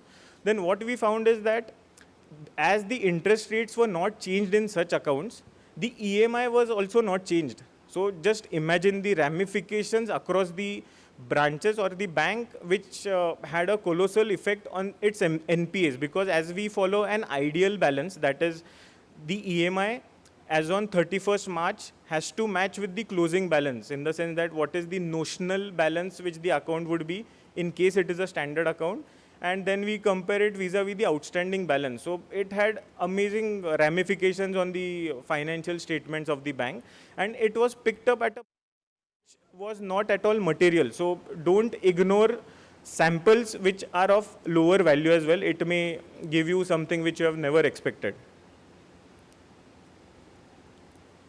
Then this is also a similar exercise needs to be done in case of MCLR, EBLR rates. Now EBLR is external benchmarking lending rates. So MCLR is marginal cost of funding lending rate. So you need to first obtain the entire list of changes which have happened to MCLR, EBLR during the year, which can again be compiled in an Excel sheet. You need to select samples, as I have iterated earlier. The auditor, to check that whether a correct data has been given to him, can also generate interest report for review period and can review the different rate of interest applied in respective accounts. Again, for the samples which you have selected, you need to have the sanction letter with you as well to compare that whether the spread as mentioned in the sanction letter is correctly entered or inputted in the CBS. And then you also have to see that whether the change in MCLR, EBLR is in sync with the changes which have been done by the bank at the HO level. So that for that you have to coordinate with the branch management, which only can get data from the central HO level or the IT system. Next is frequent renewal rollover of short-term loans. Now this is also a very important aspect of advances. The question over here is that have you come across cases of frequent renewal rollover of short-term loans? If yes, give details of such accounts. So we need to understand, or we need to know the fact that first is that working capital facilities, OD, CC, cash credit have to be reviewed or renewed each year. The renewal which is given is only in effect for 1 year because the bank reviews your credit worthiness year after year, and based on which a limit is assigned to you. So this is a basic functionality of a working capital which we all need to know. Second is that wherever regular or ad hoc limits have not been reviewed, the IRAC norm says that if an ad hoc limit has been given to you, it has to be regularized within 90 days of date of sanction of that limit. And if it is not been regularized within 90 days for reasons such as non-availability of data, non-availability of financial statements, the branch at least needs to show you that it has taken genuine efforts in coordinating with the borrower and taking a stock of the current financial information of the borrower. The end game is at 180 days. So RBI says that after 180 days, such accounts have to be classified as NPAs. There is no nothing doing beyond this period. So also in such cases, each bank has different set of process of reviews and renewal of loans. In some cases, they call it a short renewal. Short renewal means it is an ad hoc review which has been done. So in such cases as well, we need to have a list of the processes of the branch. So say for example, we need to understand what is the methodology being followed by the branch, whether it is short reviews, 1 day review, 2 day review, the nomenclature may vary, but you need to inspect and review what is the nature of renewal, whether it is a full review, it is a short review. Based on that, you need to select samples based on your judgment and actually see whether a review has happened or not. In some cases, what we have seen is that just to get the borrower across the line, an ad hoc limit is given. Now, what is an ad hoc limit? Ad hoc limit is that based on the borrower's earlier behavior and based on the branch manager's suggestion, an ad hoc limit is given to the borrower. So we can get an exceptional report in case of MIS of a bank that you need to have the list of all such ad hoc facilities which have been sanctioned to the borrower. We need to then map the date of ad hoc limits, date of sanction to the date of your reporting period, and then audit in depth that whether it should be classified as NPA if the 180-day limit is breached. Now, in case of validity of credit ratings, one question is asked in the LFAR that whether correct and valid credit ratings, if available with the bank, are correctly fed in the system or not. So first is credit ratings are given by credit rating agencies, and it is an assessment of the credit worthiness of the borrower. Now, first we need to know that what is the threshold of getting a credit rating for the borrower. Now, each bank has its own policy. If we see the RBI policy, up to 7.5 CR, MSMEs are exempt. for getting a credit rating. Second thing to do is that we need to get a laundry list of all such accounts. That becomes an audit universe for us as to how many accounts were mandated to get a credit rating. So this is the starting point. Second thing is what we need to look at is that whether credit rating obtained is from RBI accredited credit rating. So if you get a credit rating from an agency who is not accredited with RBI, it is an unrated loan. That is very simple. RBI has issued a circular dated Jan 9, 2023, wherein the list of accredited credit agencies are there. In that case, earlier it was 7 agencies, now it is 6 agencies. So brickwork agencies has been delisted by RBI as well as SEBI. Then the most important thing is that in case of unrated companies, so what is an unrated thing? So there is a difference between not getting a rating and getting an unrated rating. So unrated is wherever the borrower is not furnishing information which is required for the credit rating agency in order to do the credit worthiness exercise. So it is a flag or it is an indication that the borrower might be facing some financial turbulent times. Otherwise, he has no reason to not share any information.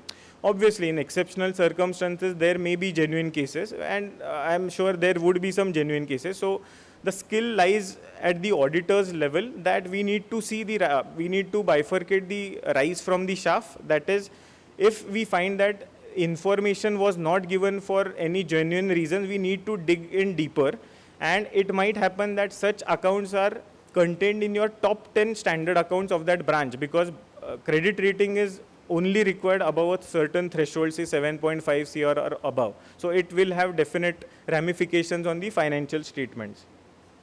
In case where the credit rating has been obtained, please do compare with the credit rating of the previous period and see if any credit deterioration is there or not. Now, in many cases, we first need to understand the credit rating given to the borrower. So there are 3 to 4 methodologies under which the credit rating is given, that is AAA, AA, A, B, C and D. So the list of or the gist of such credit ratings and its meaning are there in the technical guide on LFAR. Please refer it. And where the credit rating is deteriorating, it should definitely, the alarm bell should go on in case of an auditor to see that why the credit rating has been deteriorated, and a complete comprehensive report is available which you need to request the branch. Based on that, you can definitely see if any inherent weakness is appearing in that account, and you can apply your own judgment whether to mark that account as NPA or not based on the facts which you are auditing. Now, DP computation. Now, DP computation is always a subject of debate between the auditors and the branch. The reason is that various branches adopt various methodologies or policies in computation of drawing power. IBA, that is Indian Banks Association, has come out with a circular as to what should be considered in computation of DP. So one approach is that, and the computation of DP revolves around computation of paid stock. So what is a paid stock? Paid stock is one wherein the borrower has paid for the stock in its entirety and there are no concomitant sundry creditors which are standing in front of the stock. So say for example, if I have stock of 100 rupees, my creditor amount should not be 100, otherwise I'll be netting it off and I'll not be considering in that as part of my working capital facilities. In some cases, a different approach is taken, that is creditor amount is reduced from stock or reduced only to the extent of value in excess of creditors ascertained at the time of credit assessment. So we first need to get hold of the bank policy as to what is the policy that has been implemented at the branch level. Second is that we need to take details of the stock statement, book dates, creditors, information and other financial information, without which we would not be in a position to compute the drawing power. Please do not rely on the computation sheet which has been provided to you by the branch. We need to actually audit it in order to verify whether the DP computation is correct or not. Third is that as part of our documentation measures, we can create an actual Excel template and we can also write the assumptions and the main fundamental principles based on which we are carrying out the DP computation. So say for example, what is the bank's policy in case of computation of DP, whether creditors are reduced or only incrementally reduced, any other forbearance has been provided by the bank or not. Now, fourth thing is that we need to have a hands-on knowledge of CBS which has been implemented at the branch level. The reason of it is that in one of the banks, what we found is that there was a CC which was of 20 CR. So the DP was of 20 CR, limit was 25 CR. When we go to the DP level menu in Finacle, there is an option. So obviously there was no Finacle at that branch, but just to explain, as many of you would be handling Finacle, at that branch, the DP computation at that branch, there is a specific option under which you have to feed what is the amount of margin that the bank is going to withhold regarding the credit which is going to be there for DP computation. So that limit was 25% as per the sanction letter. However, that field was open for any modification. So at the branch level, the branch manager had the access to that field to modify it to 10 as well or to 0 as well. So there was no control at all at the field level for that option to be changed. Now, the ramification or a result of it is that the branch manager used to manipulate that a field level menu in order to compensate the borrower for fall in stock value. So he had, so the change in the margin was a balancing figure wherein he had to arrive at that 20 CR, because it would be very optically disillusioned for an auditor to see that the margin of 20 CR has been maintained throughout the year. So this was one of the factors or a criteria of filtering which we had used.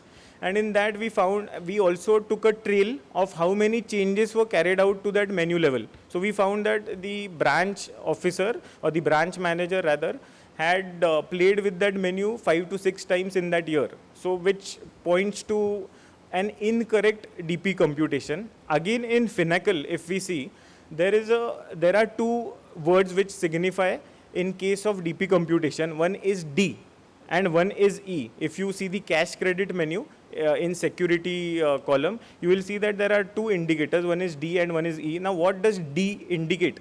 D stands for derived. So if I put a stock value, the system automatically applies the margin and arrives at the derived value. However, E is equated. E means equated. So say for example, if I have I have entered or fed in the system the amount as 20 CR. For the rest of the year, it would be 20 CR because it is equated. So you first need to understand the difference, because this is fundamental to DP computation. It has to be derived. In case of book dates or stock, it cannot be equated because a stock level cannot be the same for the entire year. So for such things, you first need to call out the list of such data, which you can ask the branch that I need to have the list of all the advances accounts, which obviously cash credit facilities, with the D or E indicator in the Excel sheet. They will definitely provide you that, so that you will get the entire population which might be affected with this. Now we come to adverse features in top 5 standard accounts. So this is one of the most important aspect of So this is one of the most important aspect of LFAR in case of advances, specifically in case of advances, because we need to appreciate the fact that a branch is relying heavily in case of top 5 standard accounts or top 10 standard accounts, and if any of these standard accounts deteriorates, it has a massive impact on the profitability of the branch, and in some cases the bank as well, because in some cases we have a pretty much skewed up ratio of some of the advances. So say for example, 2-3 borrowers might make up 80% of the total advances of the branch.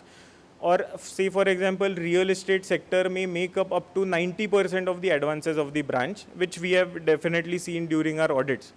So what we need to do is that obtain a report containing all advances value-wise based on fund-based and non-fund-based, as we discussed earlier. Apply filter for top 5 standard accounts based on the outstanding value. The auditors may also request for status of borrowers in the CRILIC database. Now, what is a CRILIC database? CRILIC is central repository of all the accounts having value above rupees 5 crores. So 5 crores or more are included in the acrylic database. Now, what does the acrylic database tell us? So say for example, if I have a borrower account of 20 CR, how is the borrower account behaving in case of other banks? So say for example, if a borrower, now the classic case which specifically I can tell you is of SR Oil or SR Steel. In that case, the company had accounts over 8 to 10 banks, and in each bank it has a different behavior pattern of SR Steel. In some cases it was declared as an NPA. In some cases it was a tenterhook account, that is in the sense that the borrower was making payments only at the end of 90th period. So we took a call in some of the banks, we took a call that this account has to be marked as NPA because there is an incipient and inherent weakness that is visible. Now, without a acrylic report in our hand, it would have been impossible to take a call, and eventually it turned out the same manner, that the account eventually collapsed. So it is kind of an EWS, that is early warning signal, that what are the other banks treating this account as, whether it is standard, SMA 1, 2. So everything is, information is contained in this report. However, the main thing is that it is easily accessible to the statutory central auditors. For you as branch auditors, you need to coordinate with the branch management to a certain level to get such reports. Then you need to report on all such discrepancies noted in the LFAR. And you have to be very detailed in the description. So say for example, there is an X account, you need to note all the discrepancies and what is the reason for you to say that there is a discrepancy. It has to be articulated in a manner that the central statutory auditor can collate at the HO level or take a call as well. Now, this is a hot potato topic currently, system-based asset classification. RBI in last 2 years have been issuing circulars, strictures, also through its interaction with the bank auditors. It is very much serious on system-based asset classification. It has also issued various circulars to commercial banks as well as cooperative banks in case of straight-through processing of NPAs. So what do you mean by STP? Now, STP is specifically applicable to commercial banks. It has not been applied to cooperatives, but the stricture is, or the nature of the regulation is that there should not be any manual intervention for identification of NPAs. Now, this is one of the most important things in case of a branch audit, because it gives you a flavor as to whether any manual intervention is possible in identification of NPA loans. Last year, commercial banks were asked by RBI to give these statutory central auditors to give certificate certifying that system-based asset classification is there for the bank. Now they have started asking for cooperative banks as well. In case of branch audit, what we need to do is that first and foremost, we need to understand the process of marking NPAs in the system.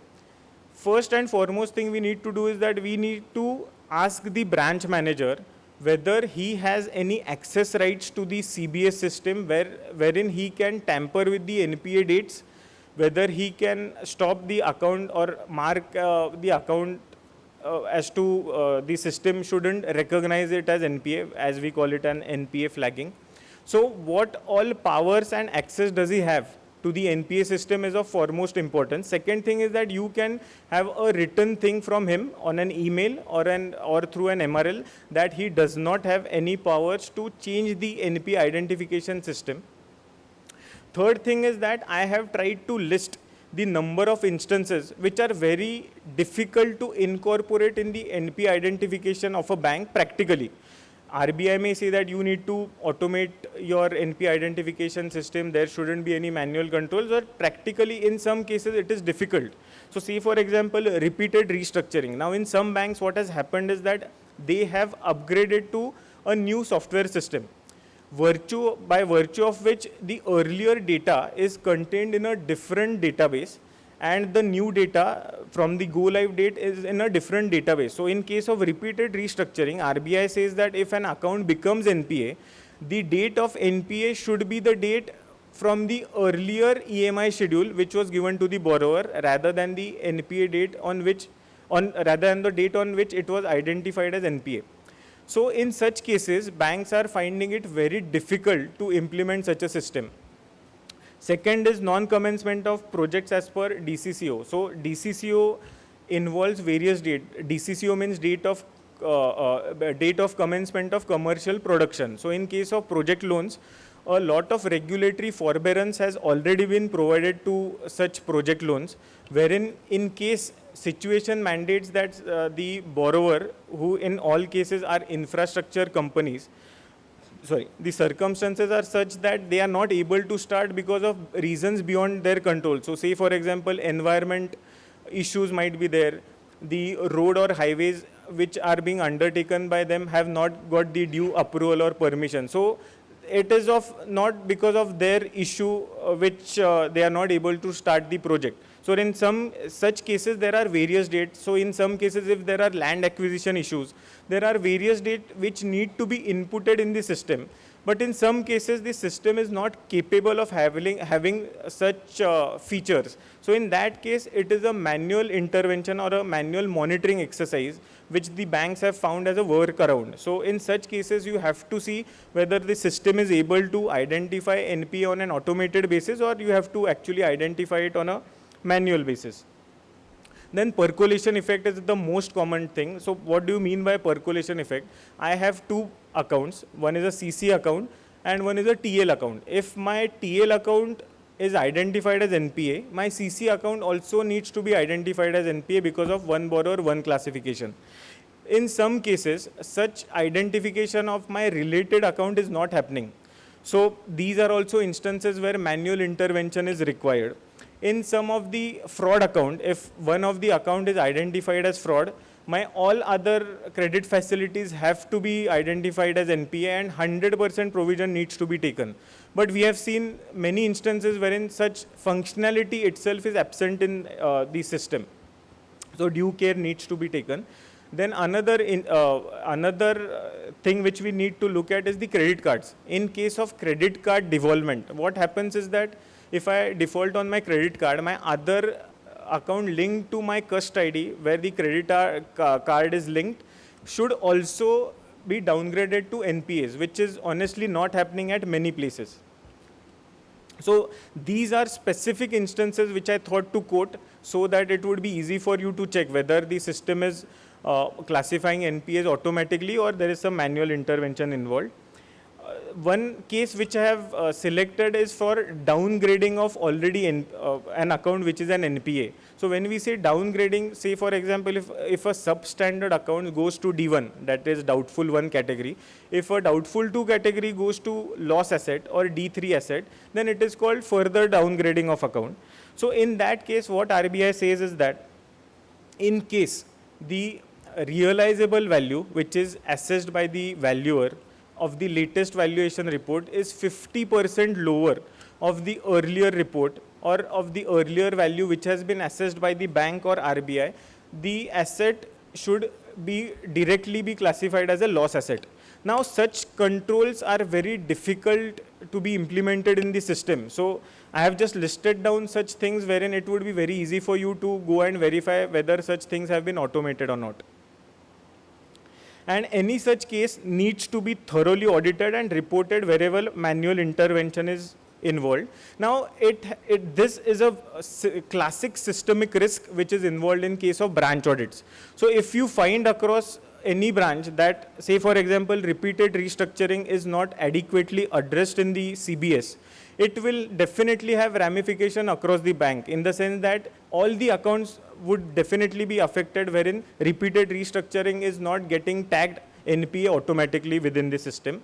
Third and the last point over here which I would like to mention is that if the bank or the branch has identified manual intervention, so you can also use the principle of exception that NPA system is working fine, only in few cases the NPAs have to be identified manually.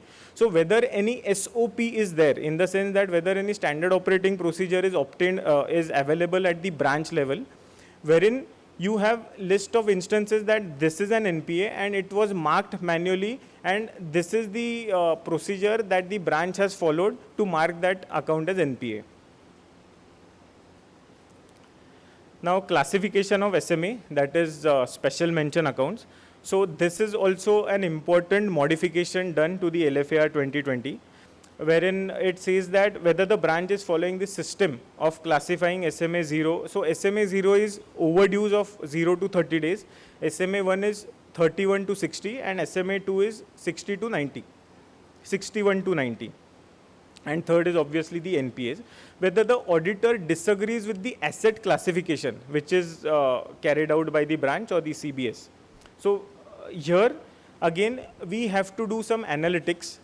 We need to first obtain the list of advance accounts at the end of the year, refer the overdue amount, because overdue amount is the basis of computation of all such data. So you first have to get hold of the overdue amount of all such advances.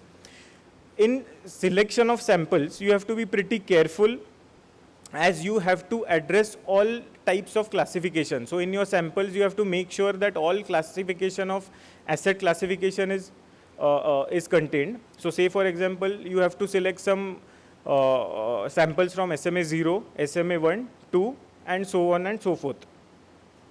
Then you have to test the veracity of data. So say for example, if you foresee an account which has an overdue of say more than 90 days, then you need to question the branch management, do an in-depth analysis as to why this account was not classified as an NPA but it was kept as SMA2. There may be a systemic issue which is pertinent only to the branch, or it might be a systemic issue.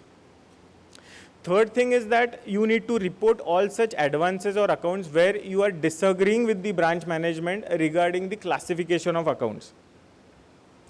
And you also have to specifically state what is the discrepancy which you have noted, and whether it is for few of the accounts or the entire SMA. Say for example, you found an issue in SMA1 classification. You have to suggest that whether only one account is affected or whether all the accounts are affected, because it would be a very easy exercise to do on an Excel sheet. If it is more than 60 days and if it is still in SMA 0, then there is an issue. You need to report it. Upgradation of NPAs. Now, hitherto the RBI circular, which came out in 2020 and 21, many banks were adopting various approaches for upgradation of accounts. So when I say upgradation, it is opposite of degradation of accounts, as I just mentioned earlier. So if an account is NPA, and if I move the classification from NPA to a standard account, we need to check whether it is being done in consonance with the RBI guidelines. So RBI has made it pretty clear that upgradation in case of NPA account can only be done if the entire overdues are paid by the borrower till the current date. So say for example, if an NPA account has an outstanding balance of 100 rupees, and if 90 rupees constitutes of the earlier 90 days and 10 rupees is of the next 10 days. So we have an account on 100 days of 100 rupees, 90 rupees pertains to 90 days and 10 rupees pertains to the next 10 days. What happens is that the borrower earlier used to only pay 10 rupees and used to regularize the entire 90 rupees loan account. However, RBI has made pretty clear that you have to pay the entire 100 rupees, then and there itself the account would be classified or upgraded as standard accounts. So over here, we need to take the entire list of accounts which have been upgraded during the year, and you have to test it. So typical cases where there is a miss are restructured accounts, because in case of restructured accounts, RBI has categorically stated, and there is a RBI circular over it, that in case of restructured accounts, the account behavior has to be monitored over a specified period of 1 year. Then only you can upgrade it to standard account, otherwise it remains in the restructured category. Second thing is that you also need to verify the avenues of recovery. So say for example, if there is a large recovery in say top 2 accounts of the branch, you need to see from where the recovery has been effected. In many cases, there have been instances which we have come across that temporary overdrafts have been given to regularize the account, which is nothing but evergreening. A borrower of the same branch lends the account some balance to the borrower who is in trouble to get out of it, and after the auditor goes away, the account goes into NPA category. So these are stuff which we need to audits very specifically in case of upgradations. And genuineness of recovery is expected by RBI as well. In case of discrepancies noted, if you feel that specific account has not been correctly upgraded and the entire overdues have not been paid by the borrower, you can downgrade the account, mark the account as NPA and pass an MOC to that effect. While passing the MOCs, I have included that as a separate topic for discussion as to what care needs to be taken. Then valuation reports. In respect of NPAs, RBI mandates that you need to take a valuation report for immovable properties once in every 3 years. Now, what discrepancies have we noted in this is that valuation, so if anybody has looked at the valuation report very minutely, there are 3 parameters on which the valuation report is based. First is fair market value, second is realizable value, and third is distressed value. So RBI has very categorically stated that you need to take the realizable value and not the FMV or a distress value. Obviously, nobody will take the distress value because the borrower would not like it. And in case of FMV, that is not a correct approach to take. So at a branch, the branch auditor reported that at various places in doubtful 1 and doubtful 2 category, the bank had taken FMV value rather than realizable value. The effect of it was that the 30% NPA category which the branch had would directly go to loss assets, because if that realization value would change, that would be a significant impact on the P&L. Based on that, we also verified various other accounts which are in top 10 NPA list which we had compiled, and we saw that there is a particular pattern which we observed that we need to thoroughly verify the valuation report there as well. So this was one of the important points which I thought to share with you all. You need to see that the valuation reports obtained, the date of the valuation report, and what has been and what value has been fed in the system, whether it is FMV or it is a realizable value. Appropriation of recoveries.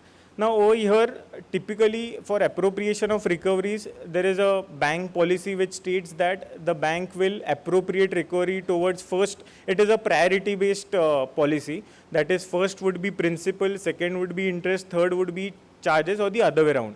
Obviously almost all the banks which we have come across follow that first would be charges, then interest, and then principal, because most of the account first you will like to take it to P&L rather than setting it off against the principal amount. In some cases, what happens is that in absence of a clear agreement or a clear policy between the bank and borrower, RBI has stated that you need to follow a consistent principle in case of recoveries.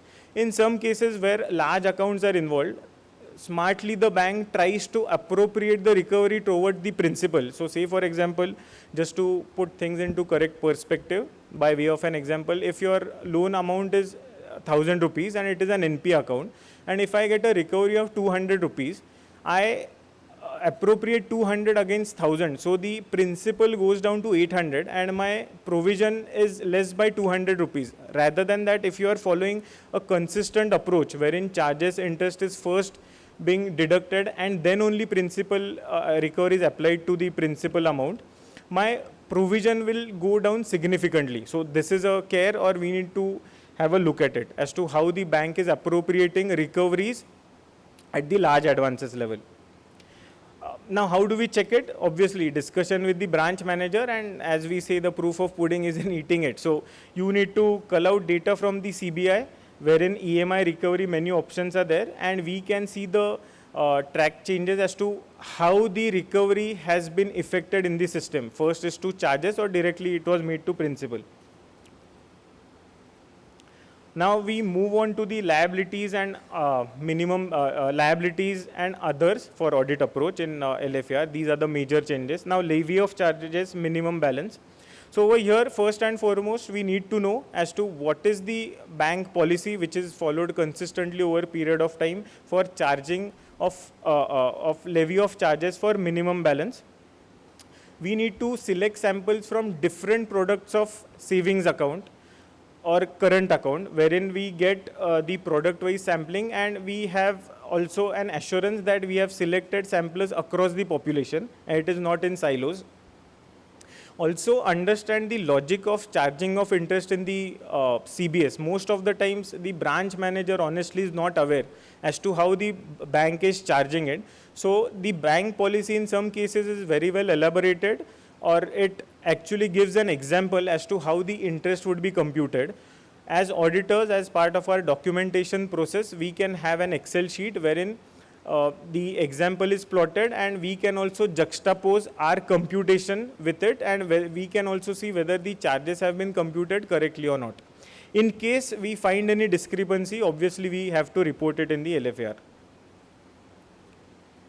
Now, this is a very important section given in the LFAR, wherein we as branch auditors have to communicate with the SCA or management in case we wish to bring to their notice any significant issue or a systemic issue or any other issue which may be of help to the management and statutory auditors.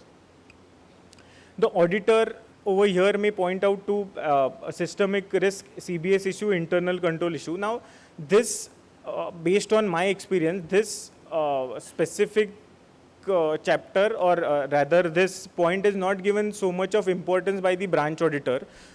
In fact, the statutory auditor can look at it, and based on that we collate data that this branch might not have any other risk because the branch auditor has not mentioned anything in this column. So if you feel that some specific point of importance or any issue needs to be highlighted to the management or statutory auditor, you need to mention it over here.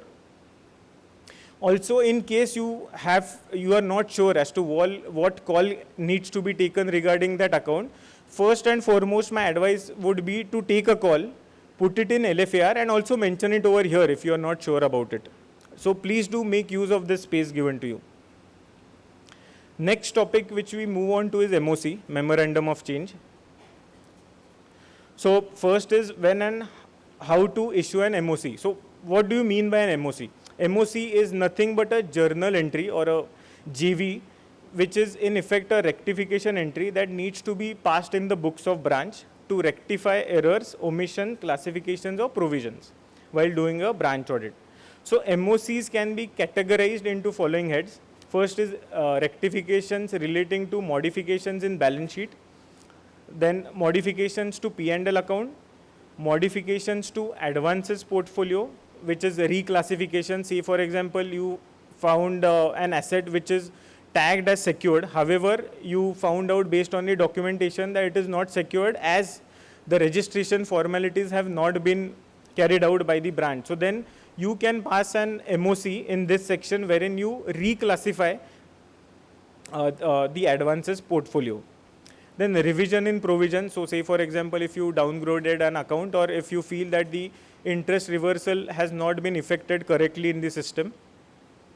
Reversal of income on newly recognized NPAs. And last is rectification required in relation to fixed assets. So say for example, if depreciation is not charged correctly. In typical scenarios, what we encounter in case of fixed asset is that disposal of fixed asset is never recorded at the branches, or the addition is not recorded at the appropriate reporting period. So how do we issue an MOC? The branch auditor, the first step to do in case of issuing an MOC is to read the closing circular, which is issued by the HO. In case of the closing circular, a detailed methodology is elucidated as to how an MOC needs to be passed. In that, various TB codes are also given that say for example, this TB codes contains a balance which is higher than 0, you need to write it off, and for that you need to follow such instruction to pass this MOC. The branch auditor obviously is required to acquaint himself with the methodology of preparing MOCs, and also needs to ensure that the debit side is tying up with the credit side. In many, not most of the cases, it would be an unfair statement. In many cases, what I have seen is that the debit side is not tying up with the credit side because the MOC was not punched in correctly while the LFAR was being made. So please do avoid such mistakes. Wherever interest or other incomes are reversed, NPA, in case of NPAs, the MOC for provisioning should be net of such reversals. the MOC should be backed up by adequate documentation and should be correctly reflected in the statement of MOC. So if an MOC is passed, the statutory auditor or the management should be able to come to terms as to, and the reasoning should be pretty well articulated as to why this MOC has been passed, because in several instances we have seen that the accounting entry itself is incorrect. So say for example, in one case, rent was not accounted for by a branch for 31st of March, and exact replica of that entry was passed in the reverse sense. In the sense, rent account debit to provision should have been made, but provision account debit to rent was passed. So please do avoid such errors. Even in case, I think this is also a very important point, even in case you feel that no MOC needs to be passed, the branch auditor needs to give a nil MOC. Nil MOC is an indication that the branch auditor has not missed on passing the MOC, or there are no differences which are there with the branch management. So it definitely helps to conclude the branch audits. Now this is what I have tried to do is that I have tried to get in the format of the MOC. So first is the memorandum of change, journal entries to be passed, SR number, particulars. In case of code number, it is specific TB code or GL code which is mentioned in the closing circular, and obviously the GL or TB code would be there in the trial balance, the debit amount and the credit amount. Now, important thing over here, what the branch auditors might miss many of the times, or they miss many of the times, is not taking the signature of the branch official. Because it is very important that the branch official is also agreeing to the MOC which we guys are, as auditors, are passing. Because in some cases there have been issues where there is a debate that the branch auditor is in disagreement with the branch official. However, to get his assent, please also ensure that you get the stamp and signature of the branch official on the MOC. Now, this is a typical structure of the MOC, which is a summary of the MOC. Now, it contains various aspects that we discussed in the earlier slide in respect of income, number of items, rupees. So, it is a summarization of all the classifications under which MOC is to be passed: income, expenditure, asset, liabilities, gross NPAs, classification of advances, risk-weighted assets in case of CRAR. So say for example, if risk-weighted assets should have been 150% and by mistake the branch has put in 100%, you can mention it over here that you have increased it by 50%, and other items whatever are there. Now, what are the precautions that need to be taken in case of MOCs? First and foremost thing is that justification for modification in case of MOC, that is why the auditor feels that an MOC needs to be passed, has to be very well articulated for the statutory auditor or the bank management to understand, and what is the impact. In some cases, the branch auditor has vaguely written that MOC needs to be passed, but nothing has been carried out by the branch auditor. So it shouldn't be any vague statement that is being made in case of MOCs, but a specific entry has to be passed. And the justification also needs to be there as to what was the mistake and how does this MOC rectify the mistake. The format of MOCs in most banks would be like a trial balance, and it will definitely bear in the closing circular. You need to read it and pass the entries accordingly. Please do not use earlier year formats or format used for other banks. We have seen cases where the MOC formats are completely different than what is suggested in the closing circular.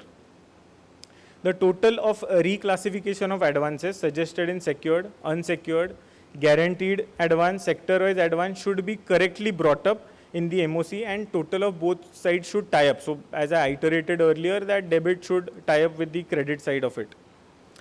In case any change has been suggested in case of prudential norms, that is IRAC norms, provision of the asset also needs to be looked at. So typically what happens if you mark an account as NPA, say, so for example, you mark a 110 rupees account as NPA. What happens is that in this example, 10 rupees may be towards the interest. So when you mark an account as NPA, that 10 rupees first has to be reversed as part of the IRAC norms.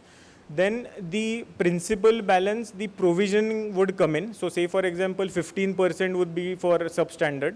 So that 10 rupees is reversed. Now we are left with 100 rupees and into 15. So 15 rupees provision should be there.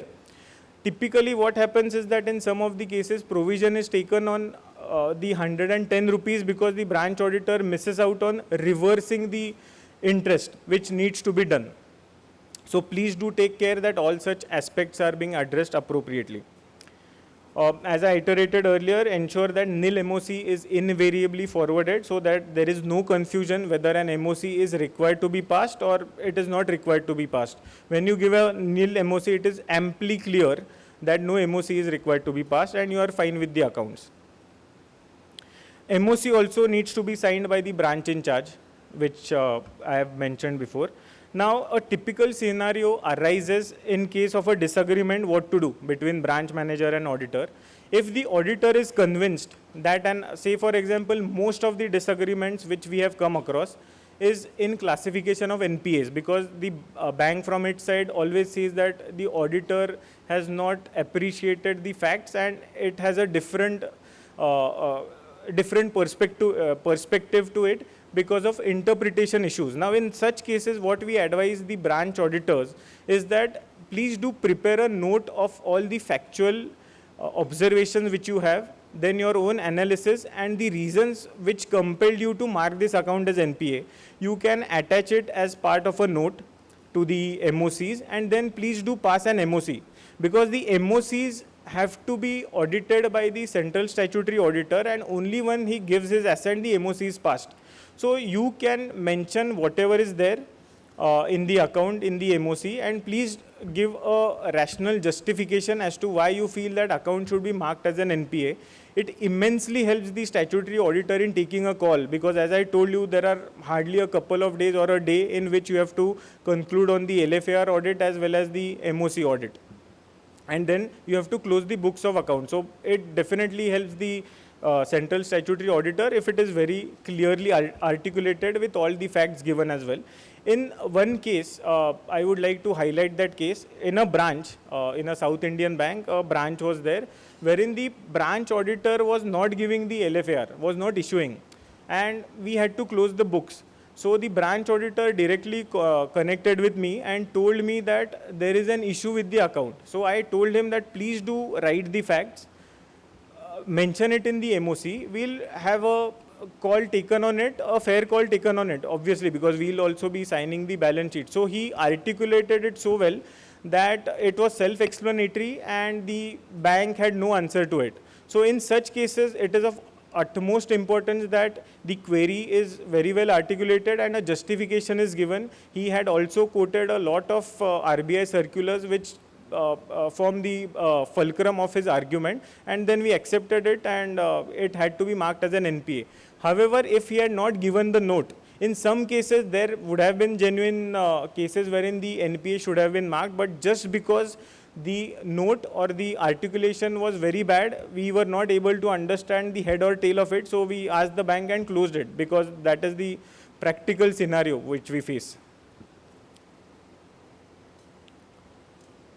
And if the branch is not agreeable, you can also mention it that the branch is not agreeing, but I feel that I need to mark this account as NPA or for any other classification. Second classical case which I would like to tell you is regarding classification of advance. So in a branch, what had happened is that a builder was a borrower and he had mortgaged some of the properties with the branch as part of the LAP, that is loan against property advance. In that case, no simple mortgage or a registered mortgage was done. Still, the branch had considered that advance as a secured advance. Now, this was completely against the principles of calling it as a secured advance, because if there is no registration done, as per the Registration Act, to call it as a mortgaged and as per also the bank policy, you have to have that agreement in place. You have to pay the stamp duty for registering that property. So, in order to save the stamp duty, the borrower was unwilling to register the property. So in such case, the auditor had taken that is the branch auditor had taken a right stand and he had classified it as a it as an unsecured advance from secured advance. The effect of it is on the CRAR of the bank and of the branch as well. So some minute classifications can also impact the CRAR, and then after that staff accountability also came into picture because the branch official had connived with the borrower and done such act. So these are the main issues that need to be addressed while issuing an MOC. So I think I am done with it, and if there are any questions, I'll be happy to address it. Hello. Yeah. Sir, branch, one big party, too many loans are there. They have renewed the limit at the last moment, end of the year, with the condition that their all the dues in different loans will be first, it will be set off, it will be collected, and then after it would be renewed. But the branch has done without any collection, renewed the loan.